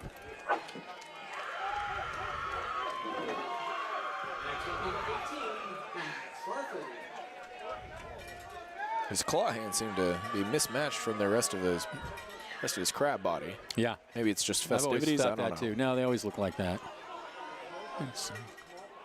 Really be careful when you shake hands with him because those are razor sharp, those claws. Max Farfan steps in, and he lines that one to left field. Going back a couple of steps and making the catch is Smith, the left fielder. Crabs retired. They get one big run on one big hit. No errors. Crabs trail 3-2. Benjamin Schaefer here to take you the rest of the way on ESPN Radio.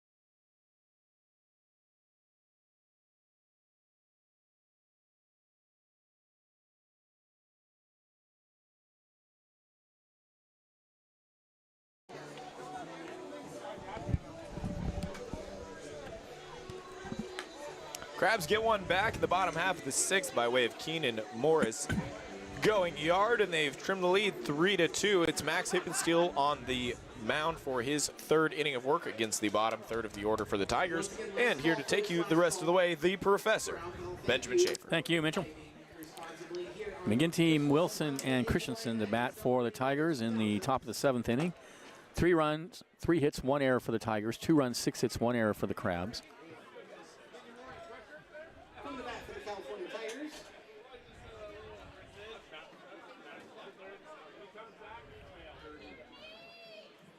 Here's the pitch. number 31. In there for a strike at the knees. It's 0-1. McGinty tonight has struck out twice. Here's the next pitch, and it's a fastball high. 1-1.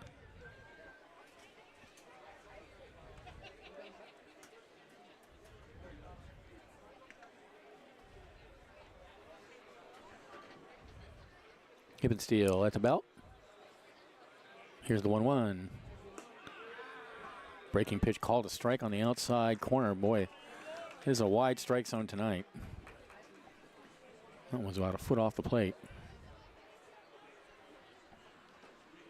1-2 the count, and the pitch is in the dirt. And that evens the count. Crabs trailing by a run in the bottom of the top of the 7th inning.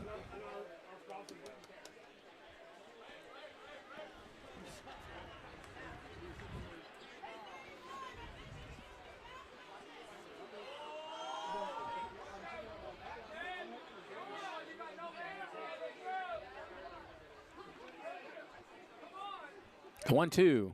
Swung on and missed. Blew a fastball right by him, 89 miles an hour up in the zone. And that is 1, 2, 3. That's Hippensteel's 5th strikeout in only 2 1/3. First Crabs game ever. 1 away. Here's Wilson. He's 0 for 2, both strikeouts.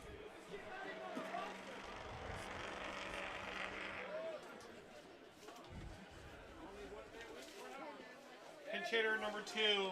This is going to be actually a pinch hitter for Wilson. This is number 2, Nate Leffel. Nathan LaFell, who played last night. Actually, I think he pitched last night, didn't he? Yeah, he was the starting pitcher for the Tigers last night.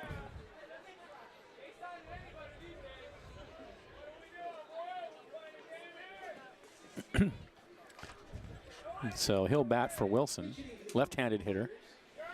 Number 2, Nathan Leffel.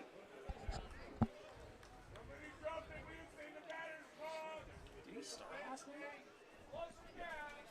And there's a pitch down low, 1-0.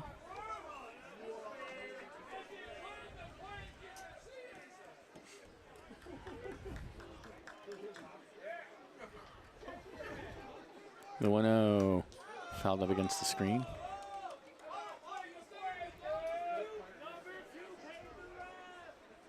One and one.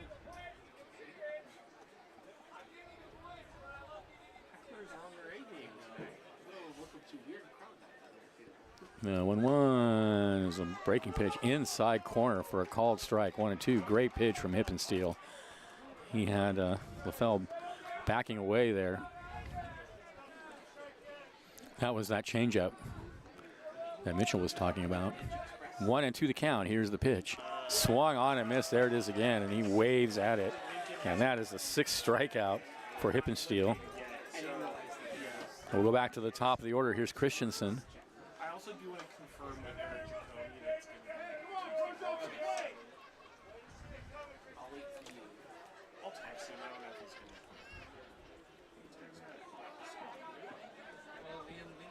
Here's the pitch. Well, Fastball away. It's still not official yet.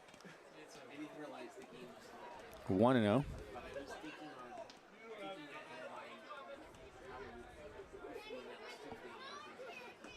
There's a took something off that, and it's a strike on the outside corner, knee high. 1-1 the count. That's swung on and missed, and the count goes to 1-2.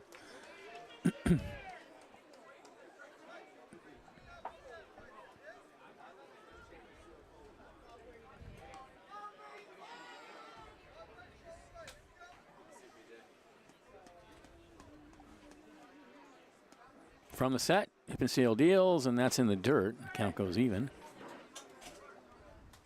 2 balls, 2 strikes to count. 2 outs, nobody on, top of the 7th inning. Tigers lead 3-2. Benjamin does not get to call me home runs. Seems like. Hey, he's going to call Robert. 2 balls, 2 strikes. Here's the pitch. Again in the dirt, and the count goes full.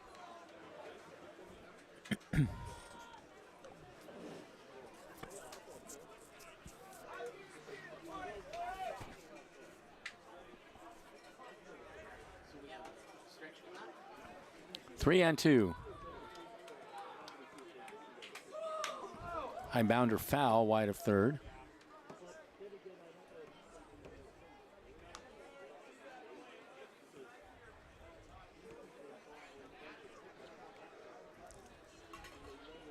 So we'll do it again with the count full. Hip and steal, gets the sign. Sets. And the pitch. Grounded back to the mound and past the mound. Ruby has it. And that's the 3rd out of the inning. A 1-4-3 put out for the Crabs. The Tigers go in order. They lead 3-2. This is Crabs Baseball, 107.3 FM.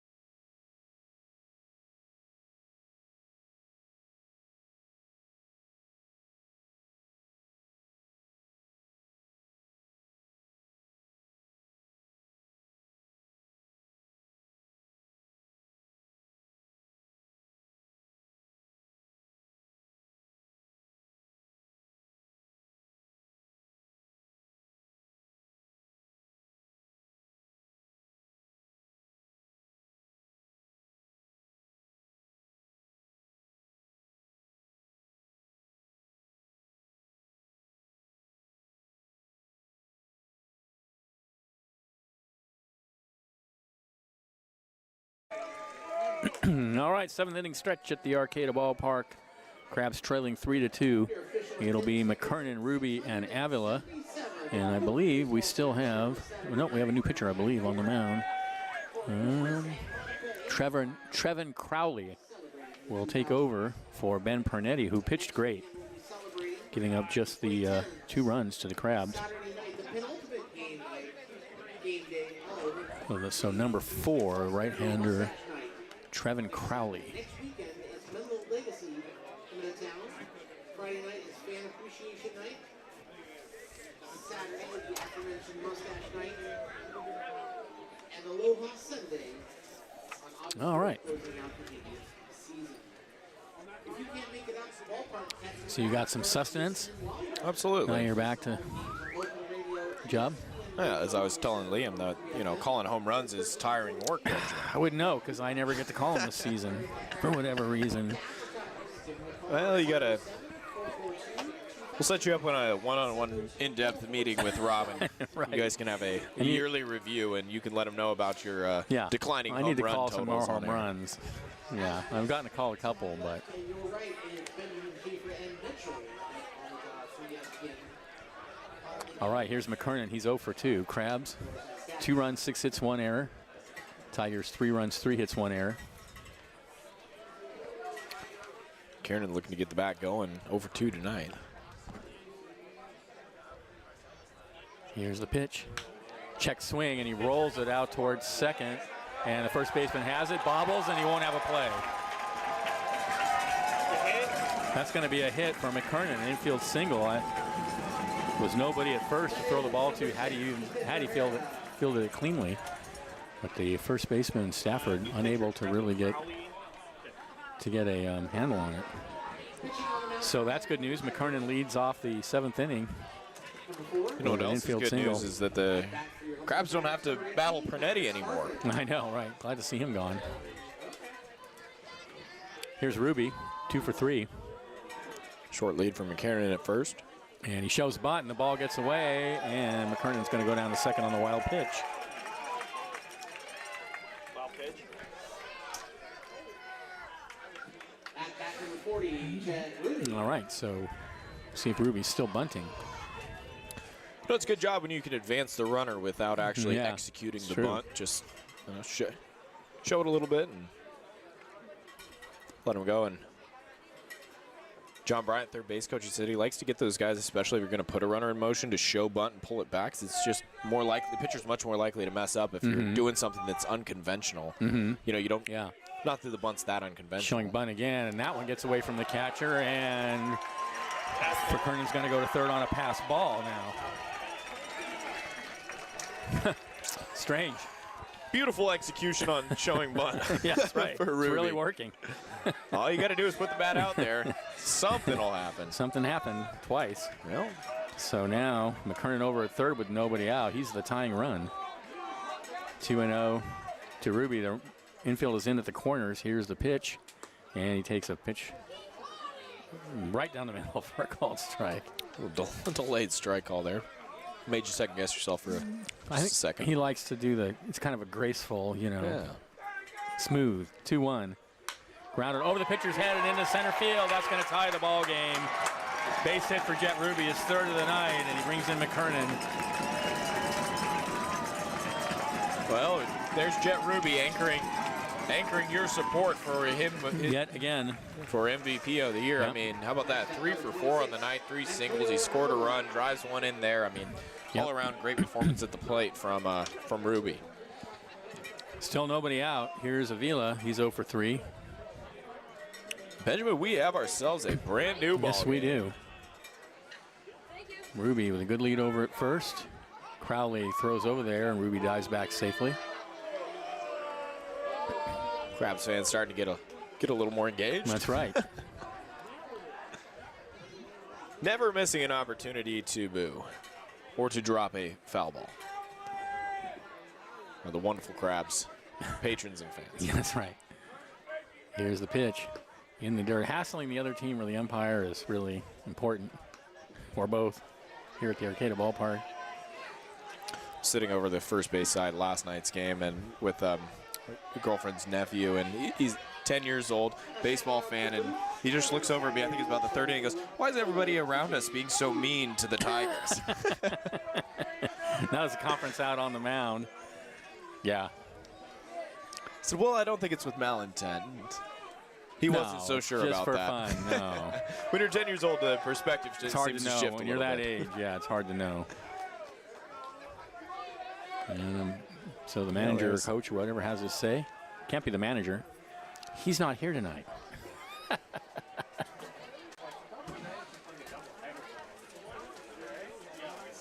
All right. So Ruby over at first. Here's Avila. 1-0 the count. Go ahead and run it first with nobody out. Good spot to be in the 7th. Avila's been hot. Another throw over to first.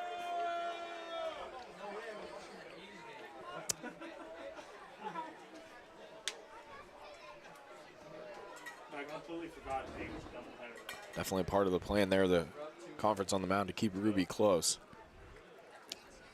Another throw over, and he dives back safely. He has a good lead. Well, and with no pitch clock, no limit to the times you can throw over, I mean, why not take as much as you can, slow the agree. game down, change the pace if you're the Tigers. I agree. That's why I don't like the pitch clock. And I also don't like the rule that you can't throw more than 3 times. There's a third one, and that one trickles away, but no advance. If this was the major leagues, you'd have to give him second base. And now Ruby taking a break to dust himself off. Well, again, at a certain point, it does become the mind games, the Yeah. tit for tat. I mean, what can you do to throw the other That's team right. person out of the rhythm? And, you know, an example of it there with Ruby stepping off to take his time to gather himself. I mean, by all means, that's, Yeah. you know, use whatever little advantage you can. It's a big part of baseball, the mind games. Here's the pitch, and that misses low, 2-0. Yeah, just missed, too. Good pitch there from Crowley.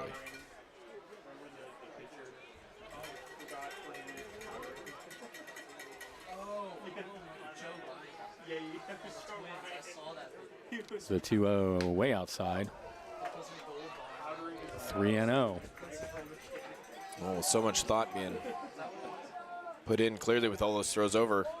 Crowley thinking about Ruby for sure at first. And I wonder about that sometimes, if Yeah, pitchers how wouldn't be much- better off just trying to get the batter. I mean, I get that he has to keep him close. The 3-0 is in the dirt, and he walks him. Right, and I still think you think about it regardless. Obviously, it impacted the situation there, and now you got 2 on with nobody out.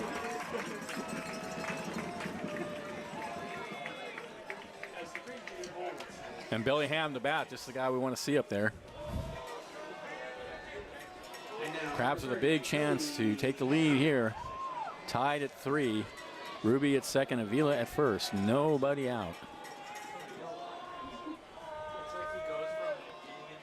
Will this be the big inning? Here's the pitch. And it misses low.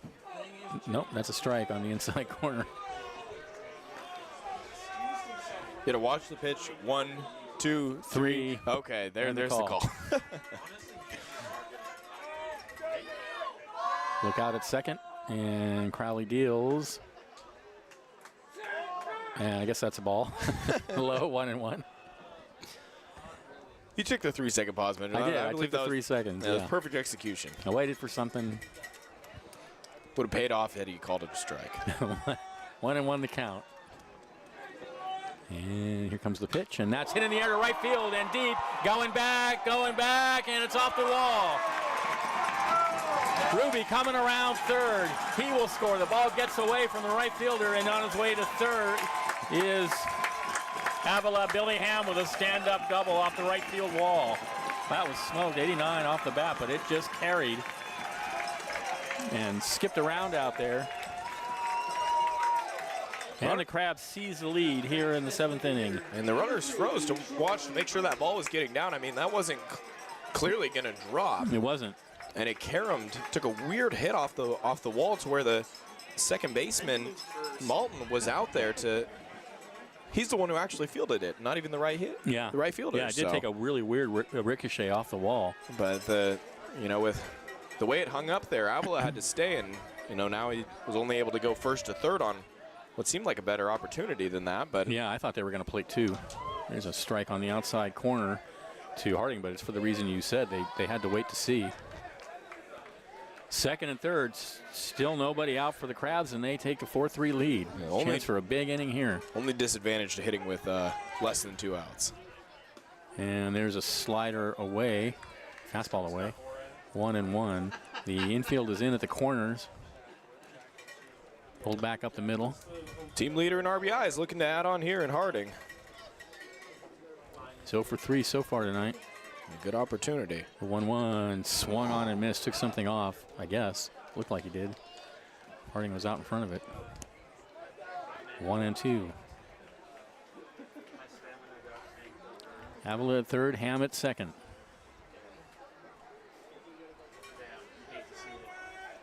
Crowley with a long look in now. He shakes off a sign, now he sets. And deals. Low with the fastball. 2-2 to Harding. Realistically, if you're the Tigers here too, it's not the worst situation in the world to give up a walk with first base open. I know, and I wouldn't no give him anything to outs. hit. No need to be aggressive. 2-2 is grounded out to shortstop. That's going to play to run. Throw to first is in time. Everybody moves up, and the Crabs lead 5-3.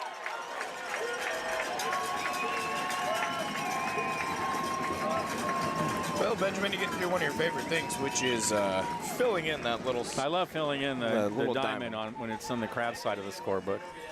It's amazing how much less fun it is on the other side. Here's Keenan Morris, 1 for 2 with a home run. So Ham over at third now. They're going to bring the infield in on the grass, and there's a fastball high and away. Tigers not willing to give up another run, although the second baseman now has moved back a little bit, and the shortstop's moved back too. So the 1-0 fouled out of play. 1-1. 3 runs in for the Crabs this inning.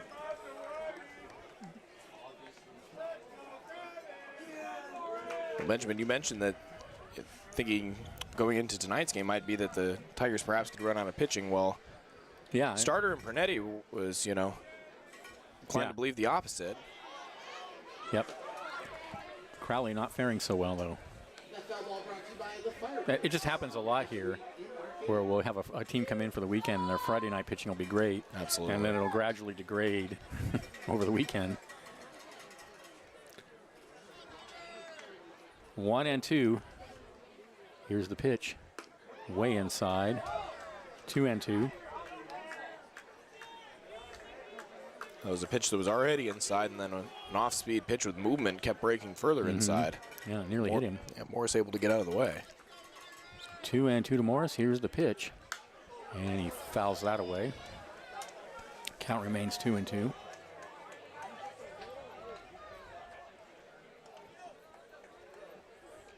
McKernan led off the inning with a single. Ruby singled. Avila walked. Billy Ham double off the right field wall. Troy Harding ground out. Krabs has played 3, and there's a swing and a miss, and that's all for Morris. 2 away. Here comes the back away. Kellen. And here's Keone Coloma is 0 for 3.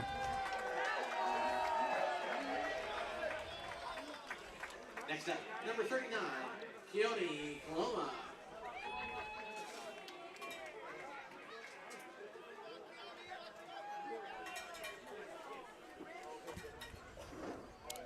Coloma 0 for 3 on the night. Trying to hit here would look good on the individual and the team stats, with Harding standing at third.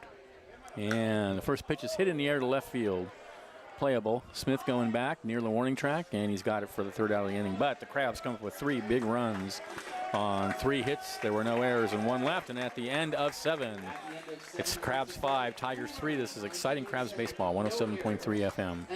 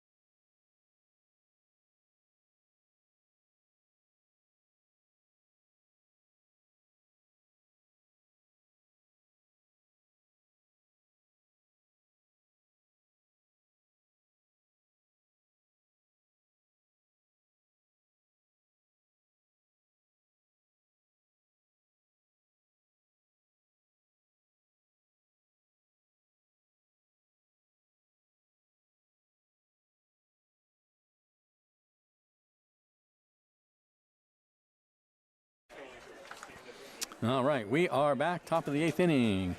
Things looking up for the Crabs, leading 5-3. Although the Lincoln Potters, I think, still have a 9-2 lead over the Mudcats. So.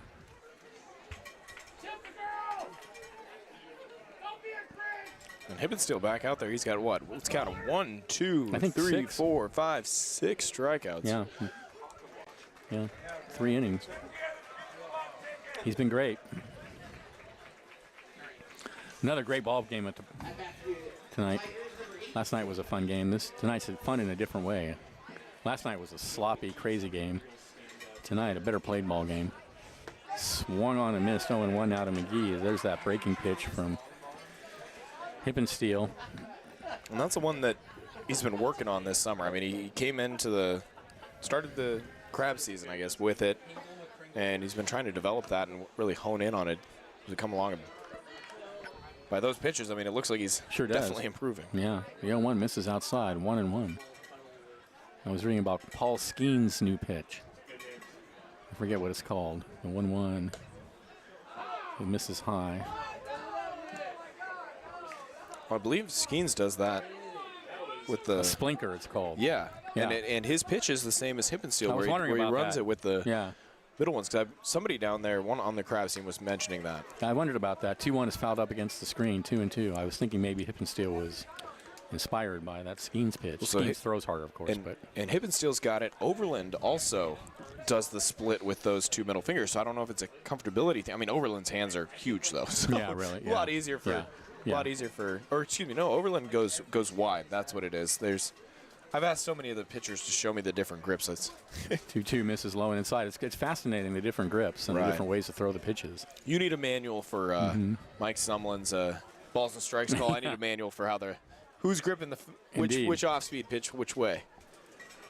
2-2 the count. Bryce Stockton's the one who does that grip. There's a ground ball back up the middle. Oh, and it kicks off Farfan's shoulder. That'll be an error on Farfan. E6. No way. E6. That's an error. That was a hit. The official score is ruled an error. What? Somebody doesn't like it? Who doesn't like it? No one? Who doesn't like the call? It's an error. It was hit. Off his chest, off his glove. I mean, if you touch it. That's an error. Come on. I agree with the call. Here's Malton. Swung on and missed. 0-1. Should have been made. Is there somebody down in the stands complaining? Maybe time to break out the taser.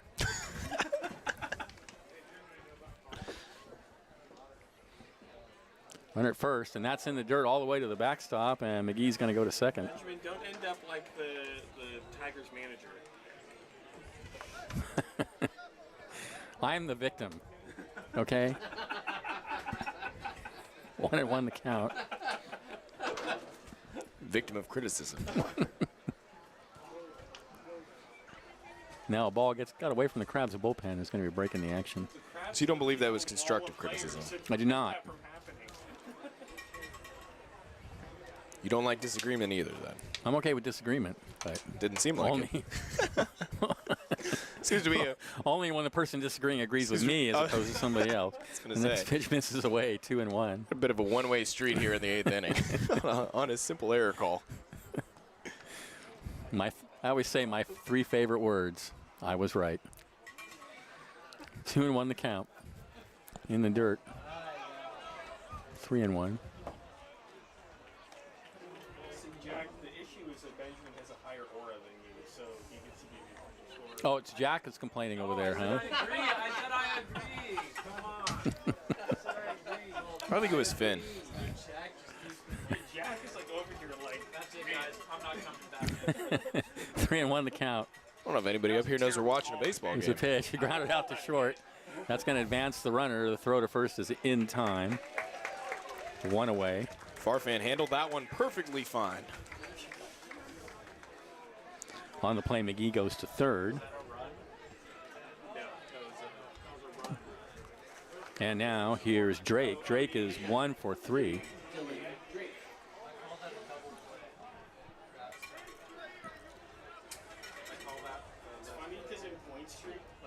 Crabs lead 5-3, but Tigers have a runner at third with only 1 out, and there's a pitch in the dirt from Hippensteel.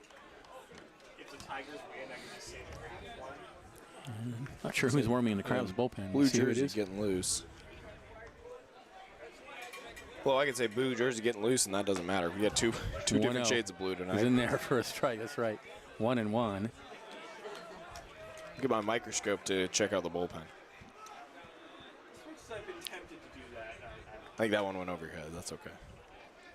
Microscope, not binoculars. Yeah, I know. Okay. Well, I just was gonna I say- didn't want to correct you. I was trying to set you up for that one, oh, Benjamin. Okay, yeah, I was going to say you might need something. I think we need to do a couple more games together, and then we'll start. Fine. 1-2 the count. Yes, your microscope. I was going to say I think you're going to need a binocular. You know, I'm gonna say Hoke always has commended your sense of humor. 1-2 fouled up against the screen, and the count's still 1-2.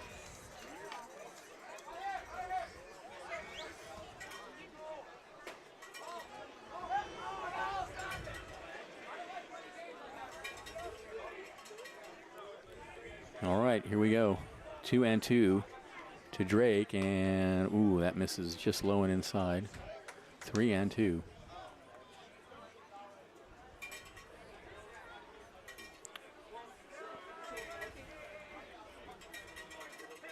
Could use a telescope as well. 3-2, high and inside, and he walks him. I love telescopes. I have 5. And yet you're here tonight. That's right. Well, I was going to take tonight off, but here comes Robin out to the mound. And does that mean he's going to the bullpen? I think it does. Yep. Hippensteel's out of the game. And we'll see who's coming in. We had binoculars up here. I don't know. Great outing by Hippensteel, though. Man.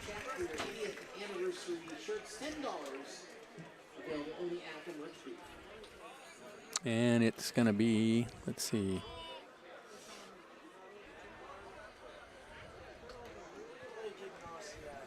Blake Ignasiak. Oh, yeah, 22, Blake Ignasiak. Who's also been great this season. Absolutely. Ignasiak, a stud out of the bullpen. You know, it's interesting, though, Benjamin, is for somebody with, well, he's gotten the numbers up, but he was dealing with a lot of walk problems early on in the year. This is going to be his 14th appearance, 25 innings of work, giving up only 13 hits, 7 runs, only 4 of those has been earned. So 1.44 ERA, a 30-15 strikeout to walk ratio, 2 wins, 1 loss, 4 saves, and just a pair of extra base hits given up. Yeah, so he's been good. But there was a a period of time there where he really was struggling with the command. He was allowing a lot of base runners, but wasn't allowing runs. He was getting himself into jams and getting out, which was impressive. But it's really turned it up a notch as we entered the home stretch. It seems like Nolan Long's gone through that a little bit this season too. Absolutely. Where he's putting guys on, but not really giving up a lot of runs, just working in with a lot of traffic. Yeah. Well, Solomon as well. I mean, speaking of guys with high walk numbers, you're looking at Solomon, Sasso, Schwager, and Ignasiak, the top 4 right there. Yeah. But as a team that grabs 415 strikeouts to 166 walks, so that's pretty good. Overall, across the staff, definitely command has been a strength this season. That's pretty good. The pitching's been great. The defense has been great. The only, as we said a few times, obviously it's the offense. It's not been as solid, but they won a lot of games on pitching. That's for sure. So Ignasiak taking his warm-up pitches. It's a big spot in the game. The Tigers have a runner at third with only 1 out. Crabs are leading 5-3. Crabs have out-hit the Tigers 9-3, but they only lead by 2 runs. Well, and it was the Tigers last night who had the hit party going, and Crabs approaching double digits. I mean, goodness, what was the last time the Crabs had double-digit hits in a ball game? It's been a while, I think. It's not very often. And last night, what was devastating last night is the hits were in a row. In that second inning, they plated 6 runs, and I think there were 7 or 8 hits in a row in that inning. So here's Ignasiak. Mullen will be the hitter. Mullen has homered tonight, walked and struck out.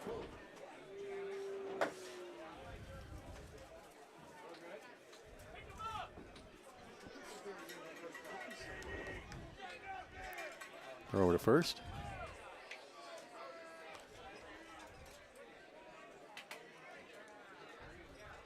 And we changed Hippensteel's in.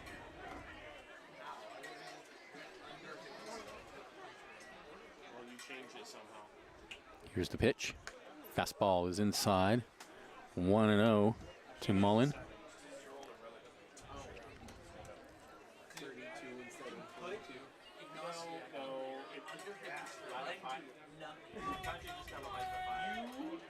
Somehow changed Hippensteel's entrance inning. The 1-0 is a strike on the inside corner.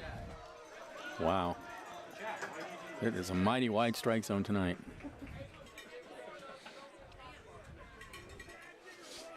One and 1 to count.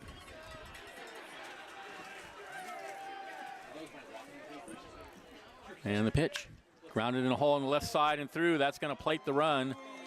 And it's going to put runners on first and second with only 1 out, so it's 5-4 now in favor of the Crabs. Sure, you got it. Okay. These are the players in the winning team. Okay, I got it. You bet. Okay, thank you.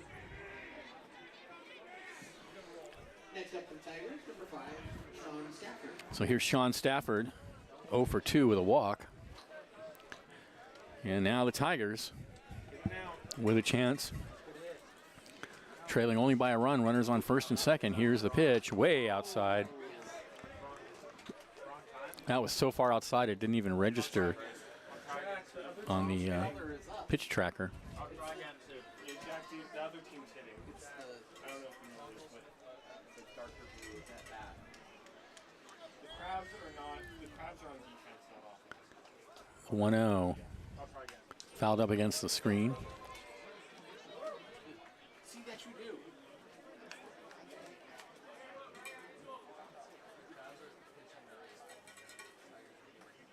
Although if you think about it, if you're the hitter, you're like also kind of playing defense because you're like defending the strikes. 1-1 the count. If you're a hitter, you're playing offense and defense at the same time. Here's the pitch. And there's a slider that misses inside, I guess low. 2-1. In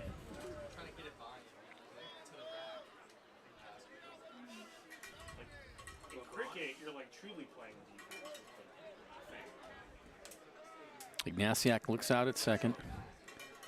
Sets. Runners are going. The 2-1 is outside. The throw down. The third is not in time. It's a double steal.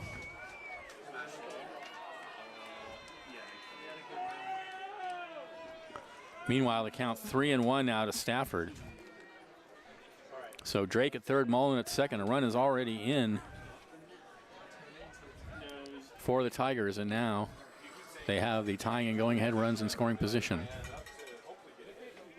3-1 to Stafford. I'm sure I wouldn't be surprised if Ignasiak just puts him on. And there's a breaking pitch that is a strike on the outside corner. Whoa. 3-2. Thank you. Here's the pitch. Way outside, and he walks him, and the bases are loaded.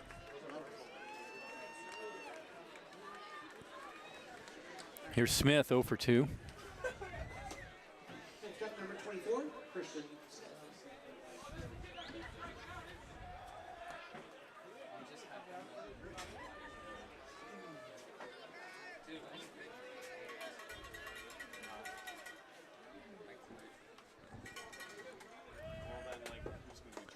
Fastball misses low and outside. Nowhere to put Smith. Drake at third, Mullen at second, Stafford at first. 5-4 in favor of the Crabs, but the lead is looking rather tenuous at this moment. The 1-0. Grounded in a hole in the right side and through, and that's going to plate one run. They're going to hold the runner at third, and the ball game is tied. Base hit for Smith. RBI. Drake comes in to score. Base is still loaded. Here's McGinty. Man, the Crabs no sooner get the lead than they give it up again immediately. That hurts. And talked about the fact that Ignasiak seems to work himself into trouble. I mean, that's not much of a problem if you're coming in leading off the inning because you have, a little bit of leeway there. Yeah. But if you come in inheriting somebody else's mess, you become disaster rather quickly. Yep. It's getting there fast now. He's going to be a pinch hitter, I believe. This is number 44. Tyler Kersey will bat for McGinty. Okay, we can all agree that this is Jack's fault, right? Here's the pitch. Slider on the outside corner, 0-1. Good pitch. Mullen at third, Stafford at second, Smith at first. It's really just a strategic move by Ignasiak to potentially set himself up for the win.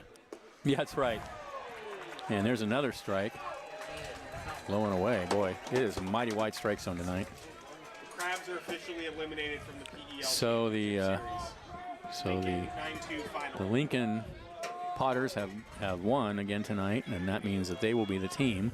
The next pitch swung on and missed, got him. Great pitch, 2 away. They will be the team that meets the Healdsburg Prune Packers for the championship for the first year of the, what's it called? Pacific Empire League. I can never remember the name of the league. Prune Packers, Potters in the Pacific Empire League. A little alliteration there. And they will play, what, next week, I guess?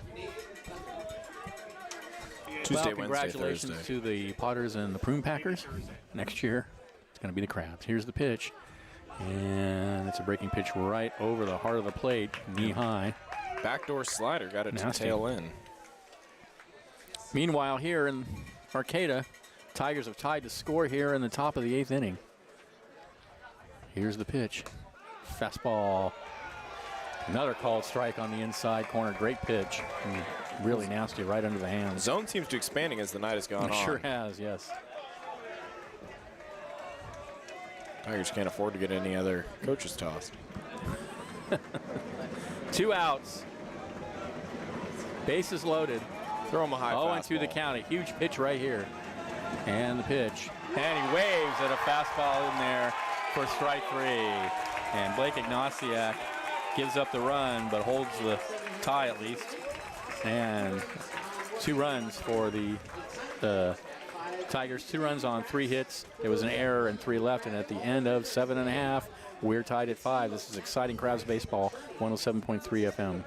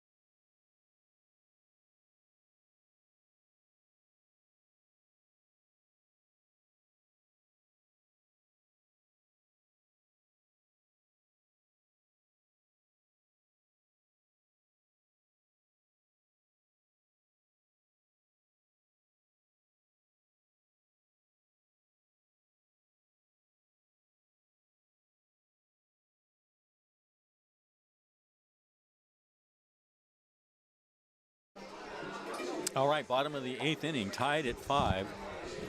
Crabs will send to the bat Rivera, Farfan, and McKernan, the bottom of the order, against Trevin Crowley out for his 2nd inning of work. Crabs took the lead in the bottom of the 7th, but gave it right back in the top of the 8th, and we're tied at 5. Another great ball game. We've had so many really good ball games here this season. It's really been a great season. Here's the pitch. Fastball is high. Well, and Benjamin, I'd be curious to get your opinion on it. Do you think that has to do with the league and the increased competition, or I think in part team? It's the league, but I do think we just have better teams generally coming in, like this team. The 1-0 hit down the right field line, and that's going to be caught by McGee.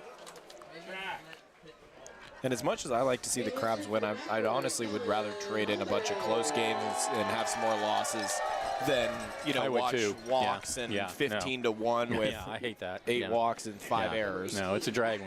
I can remember a few years ago, right after COVID, particularly when the teams that were coming in here were pretty weak. There were games where it was like 22-0, and and it's just not enjoyable. Yeah, it's time to break open a phone and nobody's really getting better from that. No, they're not. No. There's a slider low and outside, 1-0. Whereas the competition this season's been really great. It's way more interesting and just way more fun. 1-0 the count.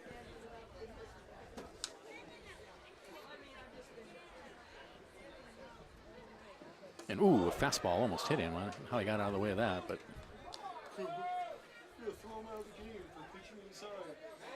2-0 now to Farfan. Farfan is 1 for 2 tonight.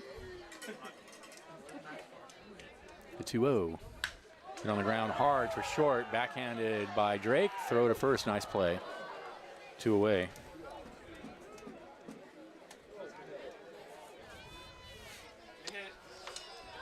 Here's Michael McKernan.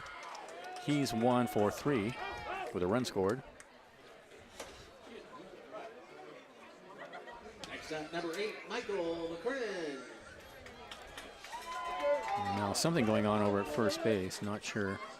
The umpire is asking to meet with the home plate umpire, and they're bringing all the umpires in. What's the issue here? Well, I sure. think that so the shortstop, when he threw to first, I believe it pulled the first baseman off the base. It did a little but bit. I think he got it. I think he tagged out Farhand going down, and I think that's what Jackman is arguing, is that he didn't get the tag. The Craft Water Filtration Station was donated by Craft They're going to stick with the ruling that he's out. Bonner, Alchemy Construction, and Alchemy Distillery.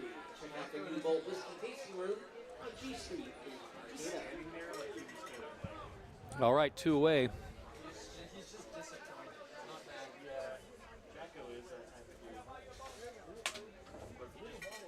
Here we go. Crowley at the belt. Deals. Fastball in there for a strike, belt high. 0-1.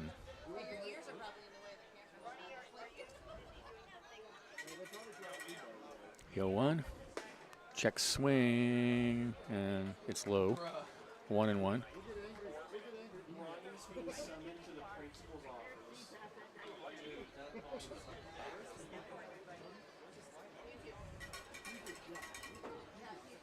The 1-1 is swung on and missed. 1-2. Big cut there from McKiernan as well.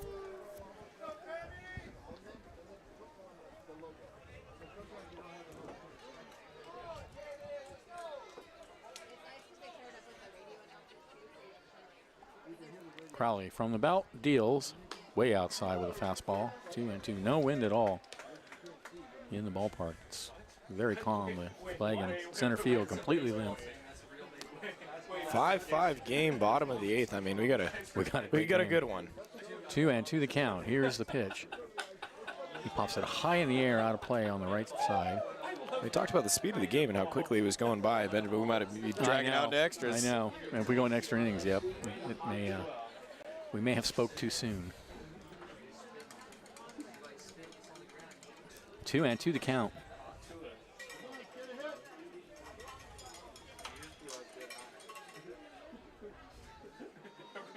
Another one is I like that one too. I like that one right there. And now Crowley steps off and wants the signs replayed.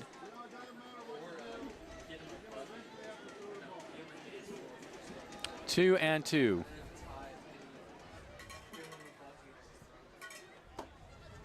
Here's the pitch. Way outside with a fastball and in the dirt. 3-2. Last time we went into extra innings, the Crabs lost the game. That was that earlier this week? The games all run together. I don't know. 3-2. Swung on and missed, blew a fastball right by him. And that ends the inning as the Crabs go down in order in the 8th. We are tied at 5. This is Crabs Baseball, 107.3 FM.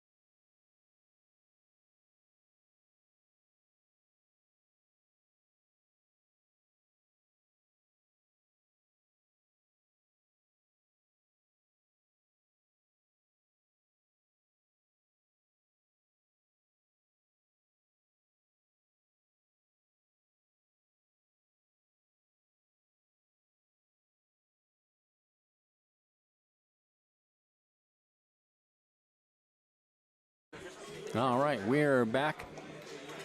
Top of the 9th inning. It'll be the top of the order for the Tigers, Christensen, McGee, and Malton.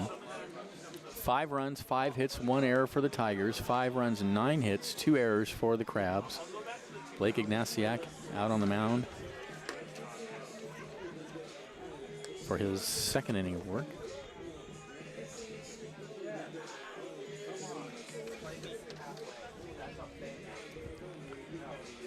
Looking like we might end up in extra innings tonight.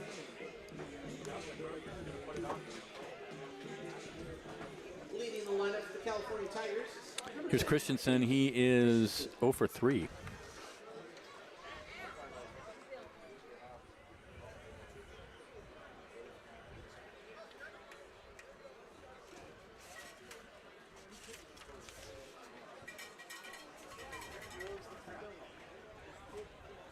And the pitch.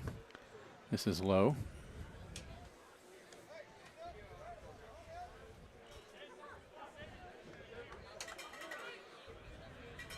Want to know the count. Ignaciak deals a slider away. 2-0. Neither one of these pitches was close.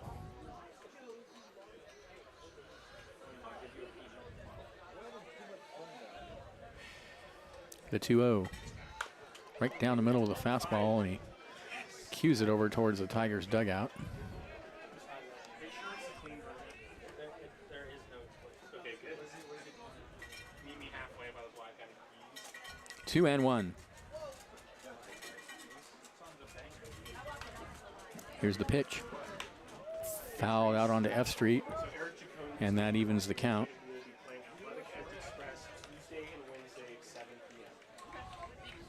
So the Athletic Express will be in town next Tuesday and Wednesday.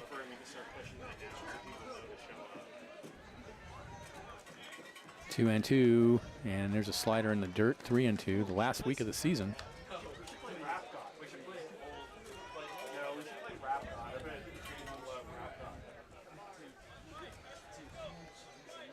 Three and two the count. And he walks him fastball high. Go ahead run on for the Tigers here in the top of the 9th inning. Here's McGee.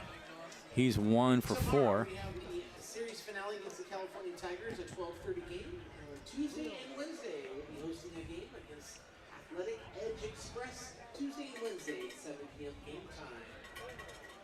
Up at bat for the Tigers, number 8, Joe McGee. Runner goes. The pitch to McGee is outside and hit Christensen. Has it stolen easily as Rivera can't hang on to the ball. Benjamin. Bit of a weird slide there at second. He slid a bit early. It caught his foot just a little bit short of the base in the dirt. Good way to get hurt. Yeah. So 1-0 the count. Lucky for Christensen, seems to be unfazed. And now they throw back to second, and it kicks away, and he's not going to advance. Backed up by Ruby. Boy, that would have been bad. You got to wait for your shortstop to get there before you throw back. Generally a good idea. Someone actually there to receive the ball. 1-0 to McGee. Here's the pitch, and he shows bunt and takes the pitch low and inside. 2-0. And that was really close to him not pulling that bat back in time. I know.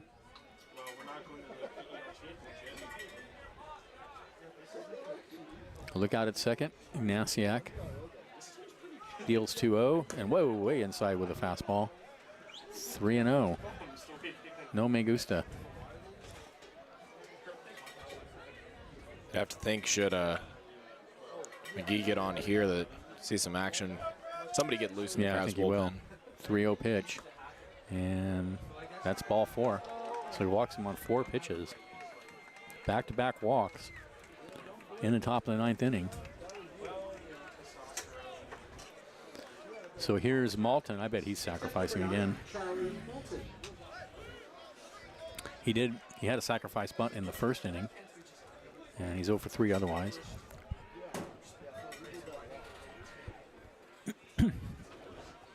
Ignaciak, a look out at second. Here's the pitch, and he's not bunting. He takes it on the inside corner for a called strike. I'm surprised. Yeah, just caught the inside part of the plate, and Ignaciak seems to have been struggling with his command a little bit, but hopefully able to regain some control here. The 0-1 is in the dirt. And Ignaciak, I mean, you'd think that the control would be, seems to be a little bit more difficult because he does have a lot of lateral movement on the pitches. He's got that 3/4 release, so that slider's got a lot of side-to-side movement. And the fastball appears to, even though it doesn't, just because of the delivery. The 1-1 swung on and missed. Nasty. There's that fastball, boy. And when you're executing it and getting him across the plate, I mean, it's really, really hard pitches to hit. It just looks like it's flying away from you as a right-handed hitter. And the pitches appear faster than they are because you're not getting that read of the over the top. He kind of turns and hides it a little bit. 1-2. Ooh, slider misses outside, and the count goes 2-2.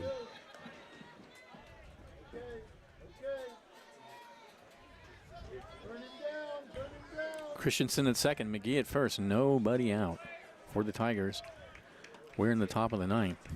2-2 the count to Malton, and that's called strike 3. Oh my! And Malton is not happy with the call. That slider did miss by quite a bit, but you know he's been calling that pitch a strike all night. So, especially in the later part of the innings. And no suit for Malton. So here's Drake. No contest from the visiting dugout. No. Did not go well for them last night. No. They can't. They only have so many guys that can get tossed out. Here's Drake. 1 for 3. The runners are going. The throw is not in time. And another double steal for the Tigers.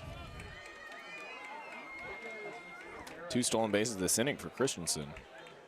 That's right. I think so. 0-1 the count to Drake.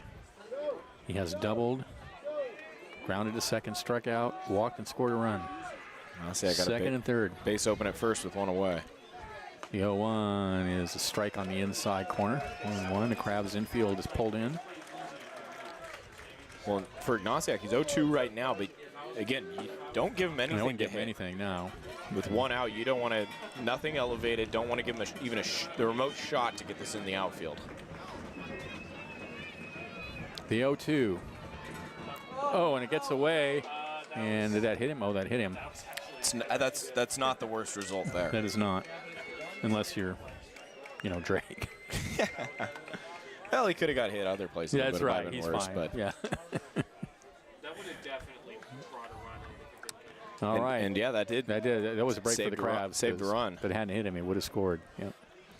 But it loads the bases with only 1 out for Mullen. You have to believe the middle infielders will go back to the double play. I'm sure they will, yeah. Mullen has homered and singled tonight in 3 at-bats. So not really the guy we want to see up there. And it was not a cheap home run. No, not by any stretch. A laser beam. All right, here we go. Christensen at third, McGee at second, Drake at first. Ignatiak deals a fastball right down the middle. Belt high for a called strike. That was a good pitch.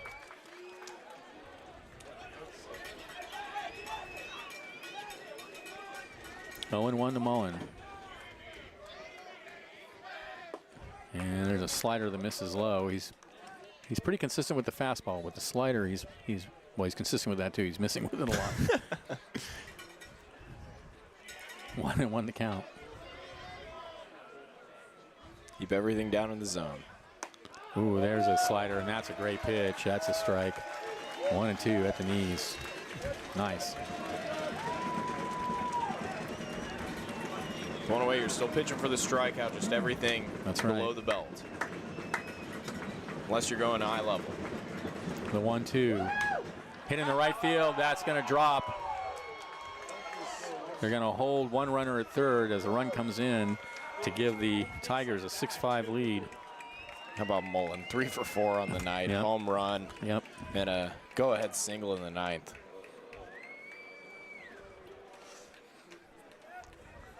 And the ballpark has gotten considerably quieter suddenly.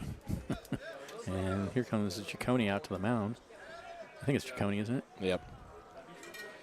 And nobody's even getting loose. Nobody's down in even the loose. bullpen. No, I think this is going to be Ignatiak's game. Bases are still loaded with a run in. Still only 1 out. That's a shame. The Crabs had taken the lead, and it was an extremely brief time that they held it. And now they trail 6-5. Bases still loaded, still only one out for Stafford. Stafford is 0 for 2. McGee at third, Drake at second, Mullen at first.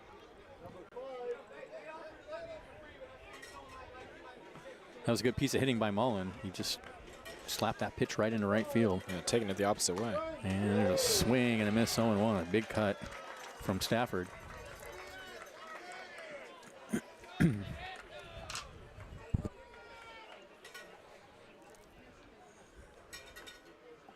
Oh, and 1.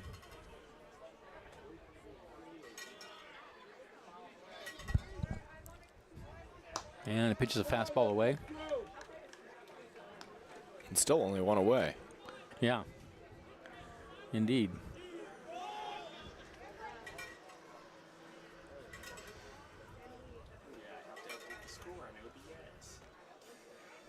One and 1. Breaking pitch in there for a strike at the knees. Good pitch on the inside corner. Tough pitch to execute. Back foot slider to a left-handed hitter. 1 and 2.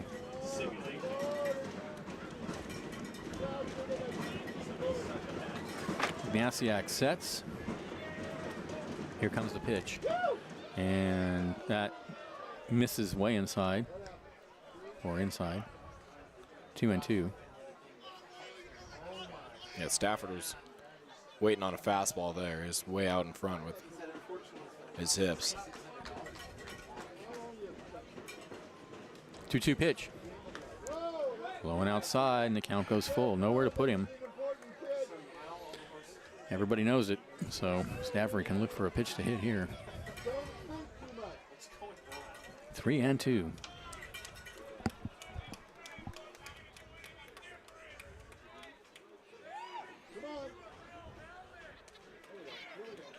Ignatiak sets, rocks and deals, and that's line. Ooh, down the left field line, foul. Got to execute right here to keep this one within reach. Bases loaded. That's Crabs right. down 1 in the 9th. You want to keep it there if you can. Huge pitch right here. 3 and 2.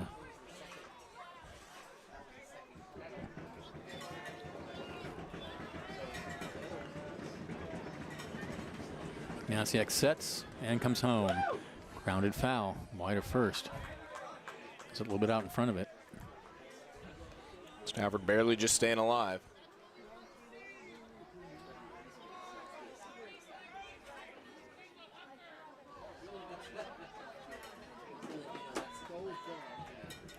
Tigers with a 1-run lead, although Crabs about hit him tonight. 3-2. Grounded wide of first. That's a fair ball. Down into the right field corner. 1 run is in, 2 runs are in, and that's a double. And Robin's going out to he's going to see if he can have go a 2 word for with 2. the umpire, I think, because that ball it's hard to tell from my angle, but I think for a lot of people it looked foul. I wasn't sure at first. Go get him, Robin. That's my manager. And Robin That's my manager. having a word out there, and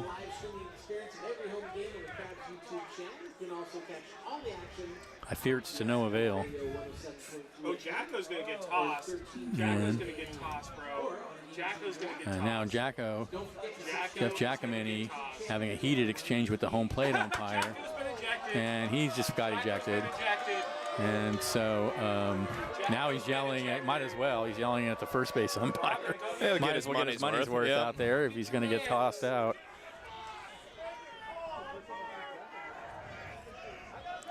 It's Center stage on the mound for Giacomini. It's 8-5 now in favor of the Tigers. That double really hurt. Jacko, drop it, buddy. 2 games, 3 ejections. It's been a good series. It's been a lot of fun. Yep. Entertaining to say the least. It's been a lot of fun, and you know, it's a variety of ejections. It was Yeah. coach, manager, you know. First base coach. That's right. So here's Smith. And infield in now. Second and third. Yeah, still For the still Tigers. only one away. Yeah, still only one away. And they now lead by 3. So this game quickly getting out of reach for the Crabs. Here's the 0-1. It's in the dirt. 1-1. And if they do again losing, it's going to be a tough loss because, as I said, they got back in the game and took the lead very briefly. They had a 2-run lead. Couldn't hold it. No, but like if he's dealing with our coaches, he'd just be like, 1-1 the count. And the pitch. Ooh, good pitch. At the knees with a slider. 1-2.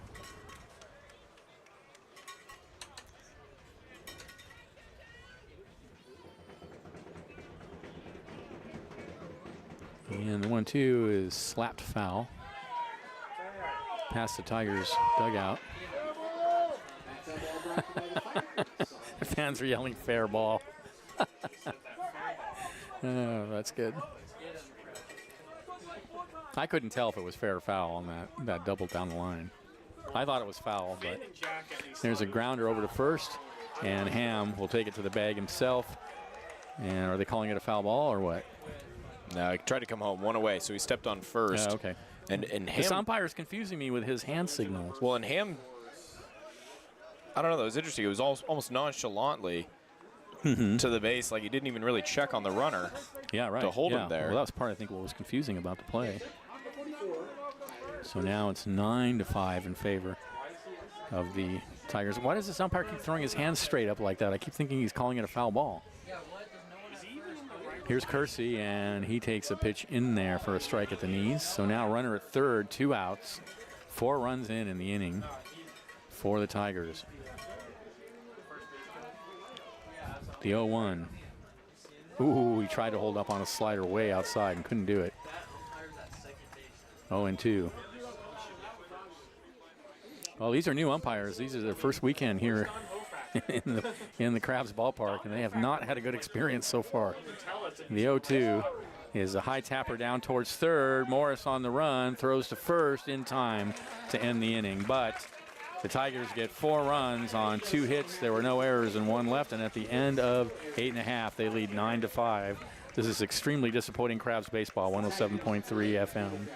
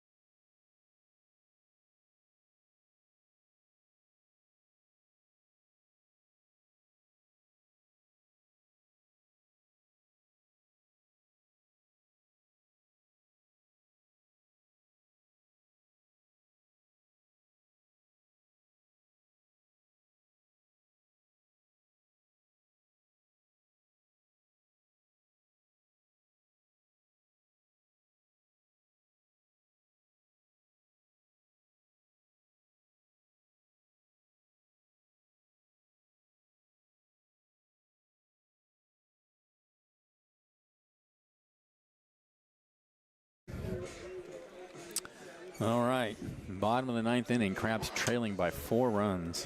Ouch, no me gusta. It'll be Ruby, Avila, and Ham to bat against Trevin Crowley for his 3rd inning of work.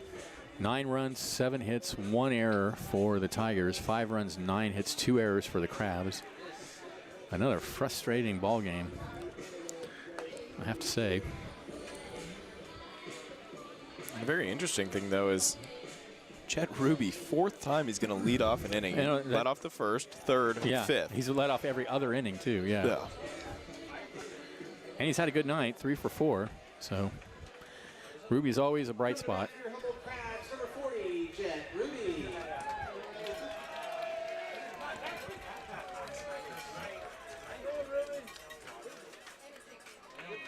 All right, here we go. Last shot for the Crabs. These two teams will meet again tomorrow, 12:30 game time. Should be a lovely day for baseball. Here's the pitch. Fastball outside. Top of the order. Hopefully your big bats will find a way to pull through. At least make it interesting. The 1-0. I'm sorry, that's not going to be sufficient for me. High, 2-0. I said at least, at least.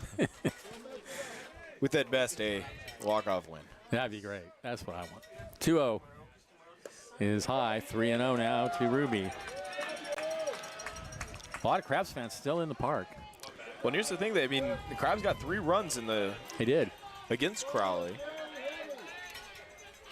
That's right. Here's the 3-0. And that's the automatic right down the middle. 3-1. Delayed strike call for effect. He's in his own rhythm down there. 3-1 pitch. And that's another strike at the knees on the outside corner. 3-2. Not exactly a gimme at 3-1.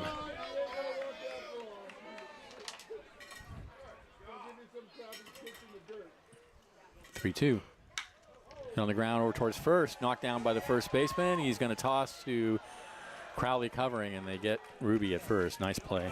Get him, Eric. Get him, Eric. Here comes our back boy, Kellen Holiday. One away. Interim first base coach, Eric Giacconi. Yeah. Next up, number 26, Antonio Aguilar. Giacconi late getting out there. I think he forgot he had to fill in over there. And a pitch to Avila is high and inside. Avila is 0 for 3 tonight with a walk and a run scored. Crowley buzzing the tower there. Okay, 1-0. Nobody said Crabs fans weren't creative. There's a slider on the outside corner, 1-1. That was kind of a long. Most of them are just state of the art. Long and involved, chortle. 1-1, fouled out of play. It's like a bumper sticker. It has to be short and sweet, to really be. Like an independent review of Crabs fans heckled, conducted by the professor. If you want maximum impact, it needs to be. Sounds like a case study, Benjamin. It needs to be edited, is the thing, Editing, it's all in the editing. 1-2 pitch. In the air to center field, and over to get it for out number 2 is Christensen. He makes the catch on the run out there. 2 away. Avila got good wood on that one, 90 miles an hour off the bat, but just didn't find a gap. Crabs are down to their last out. It'll be Billy Ham, 1 for 3 with a double. 4 solo home runs in a row ties this ball game. That's true. As does 3 walks and a home run.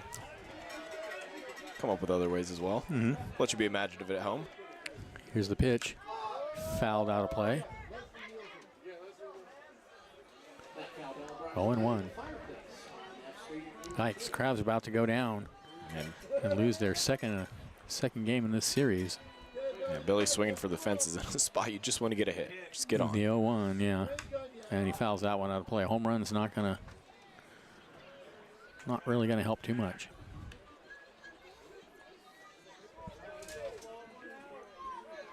Oh, and 2. The Crabs are down to their last strike.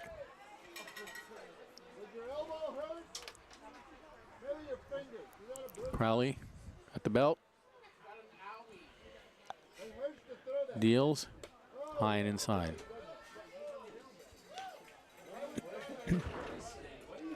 One and 2.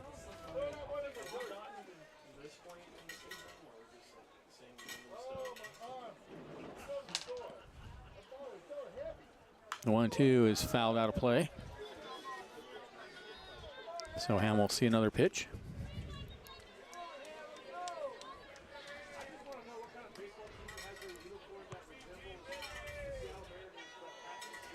One and 2.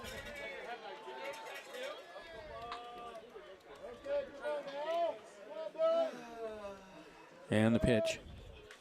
Foul tipped, and that got a piece of the catcher. He unable to hold on to it. He's going to take a little walk.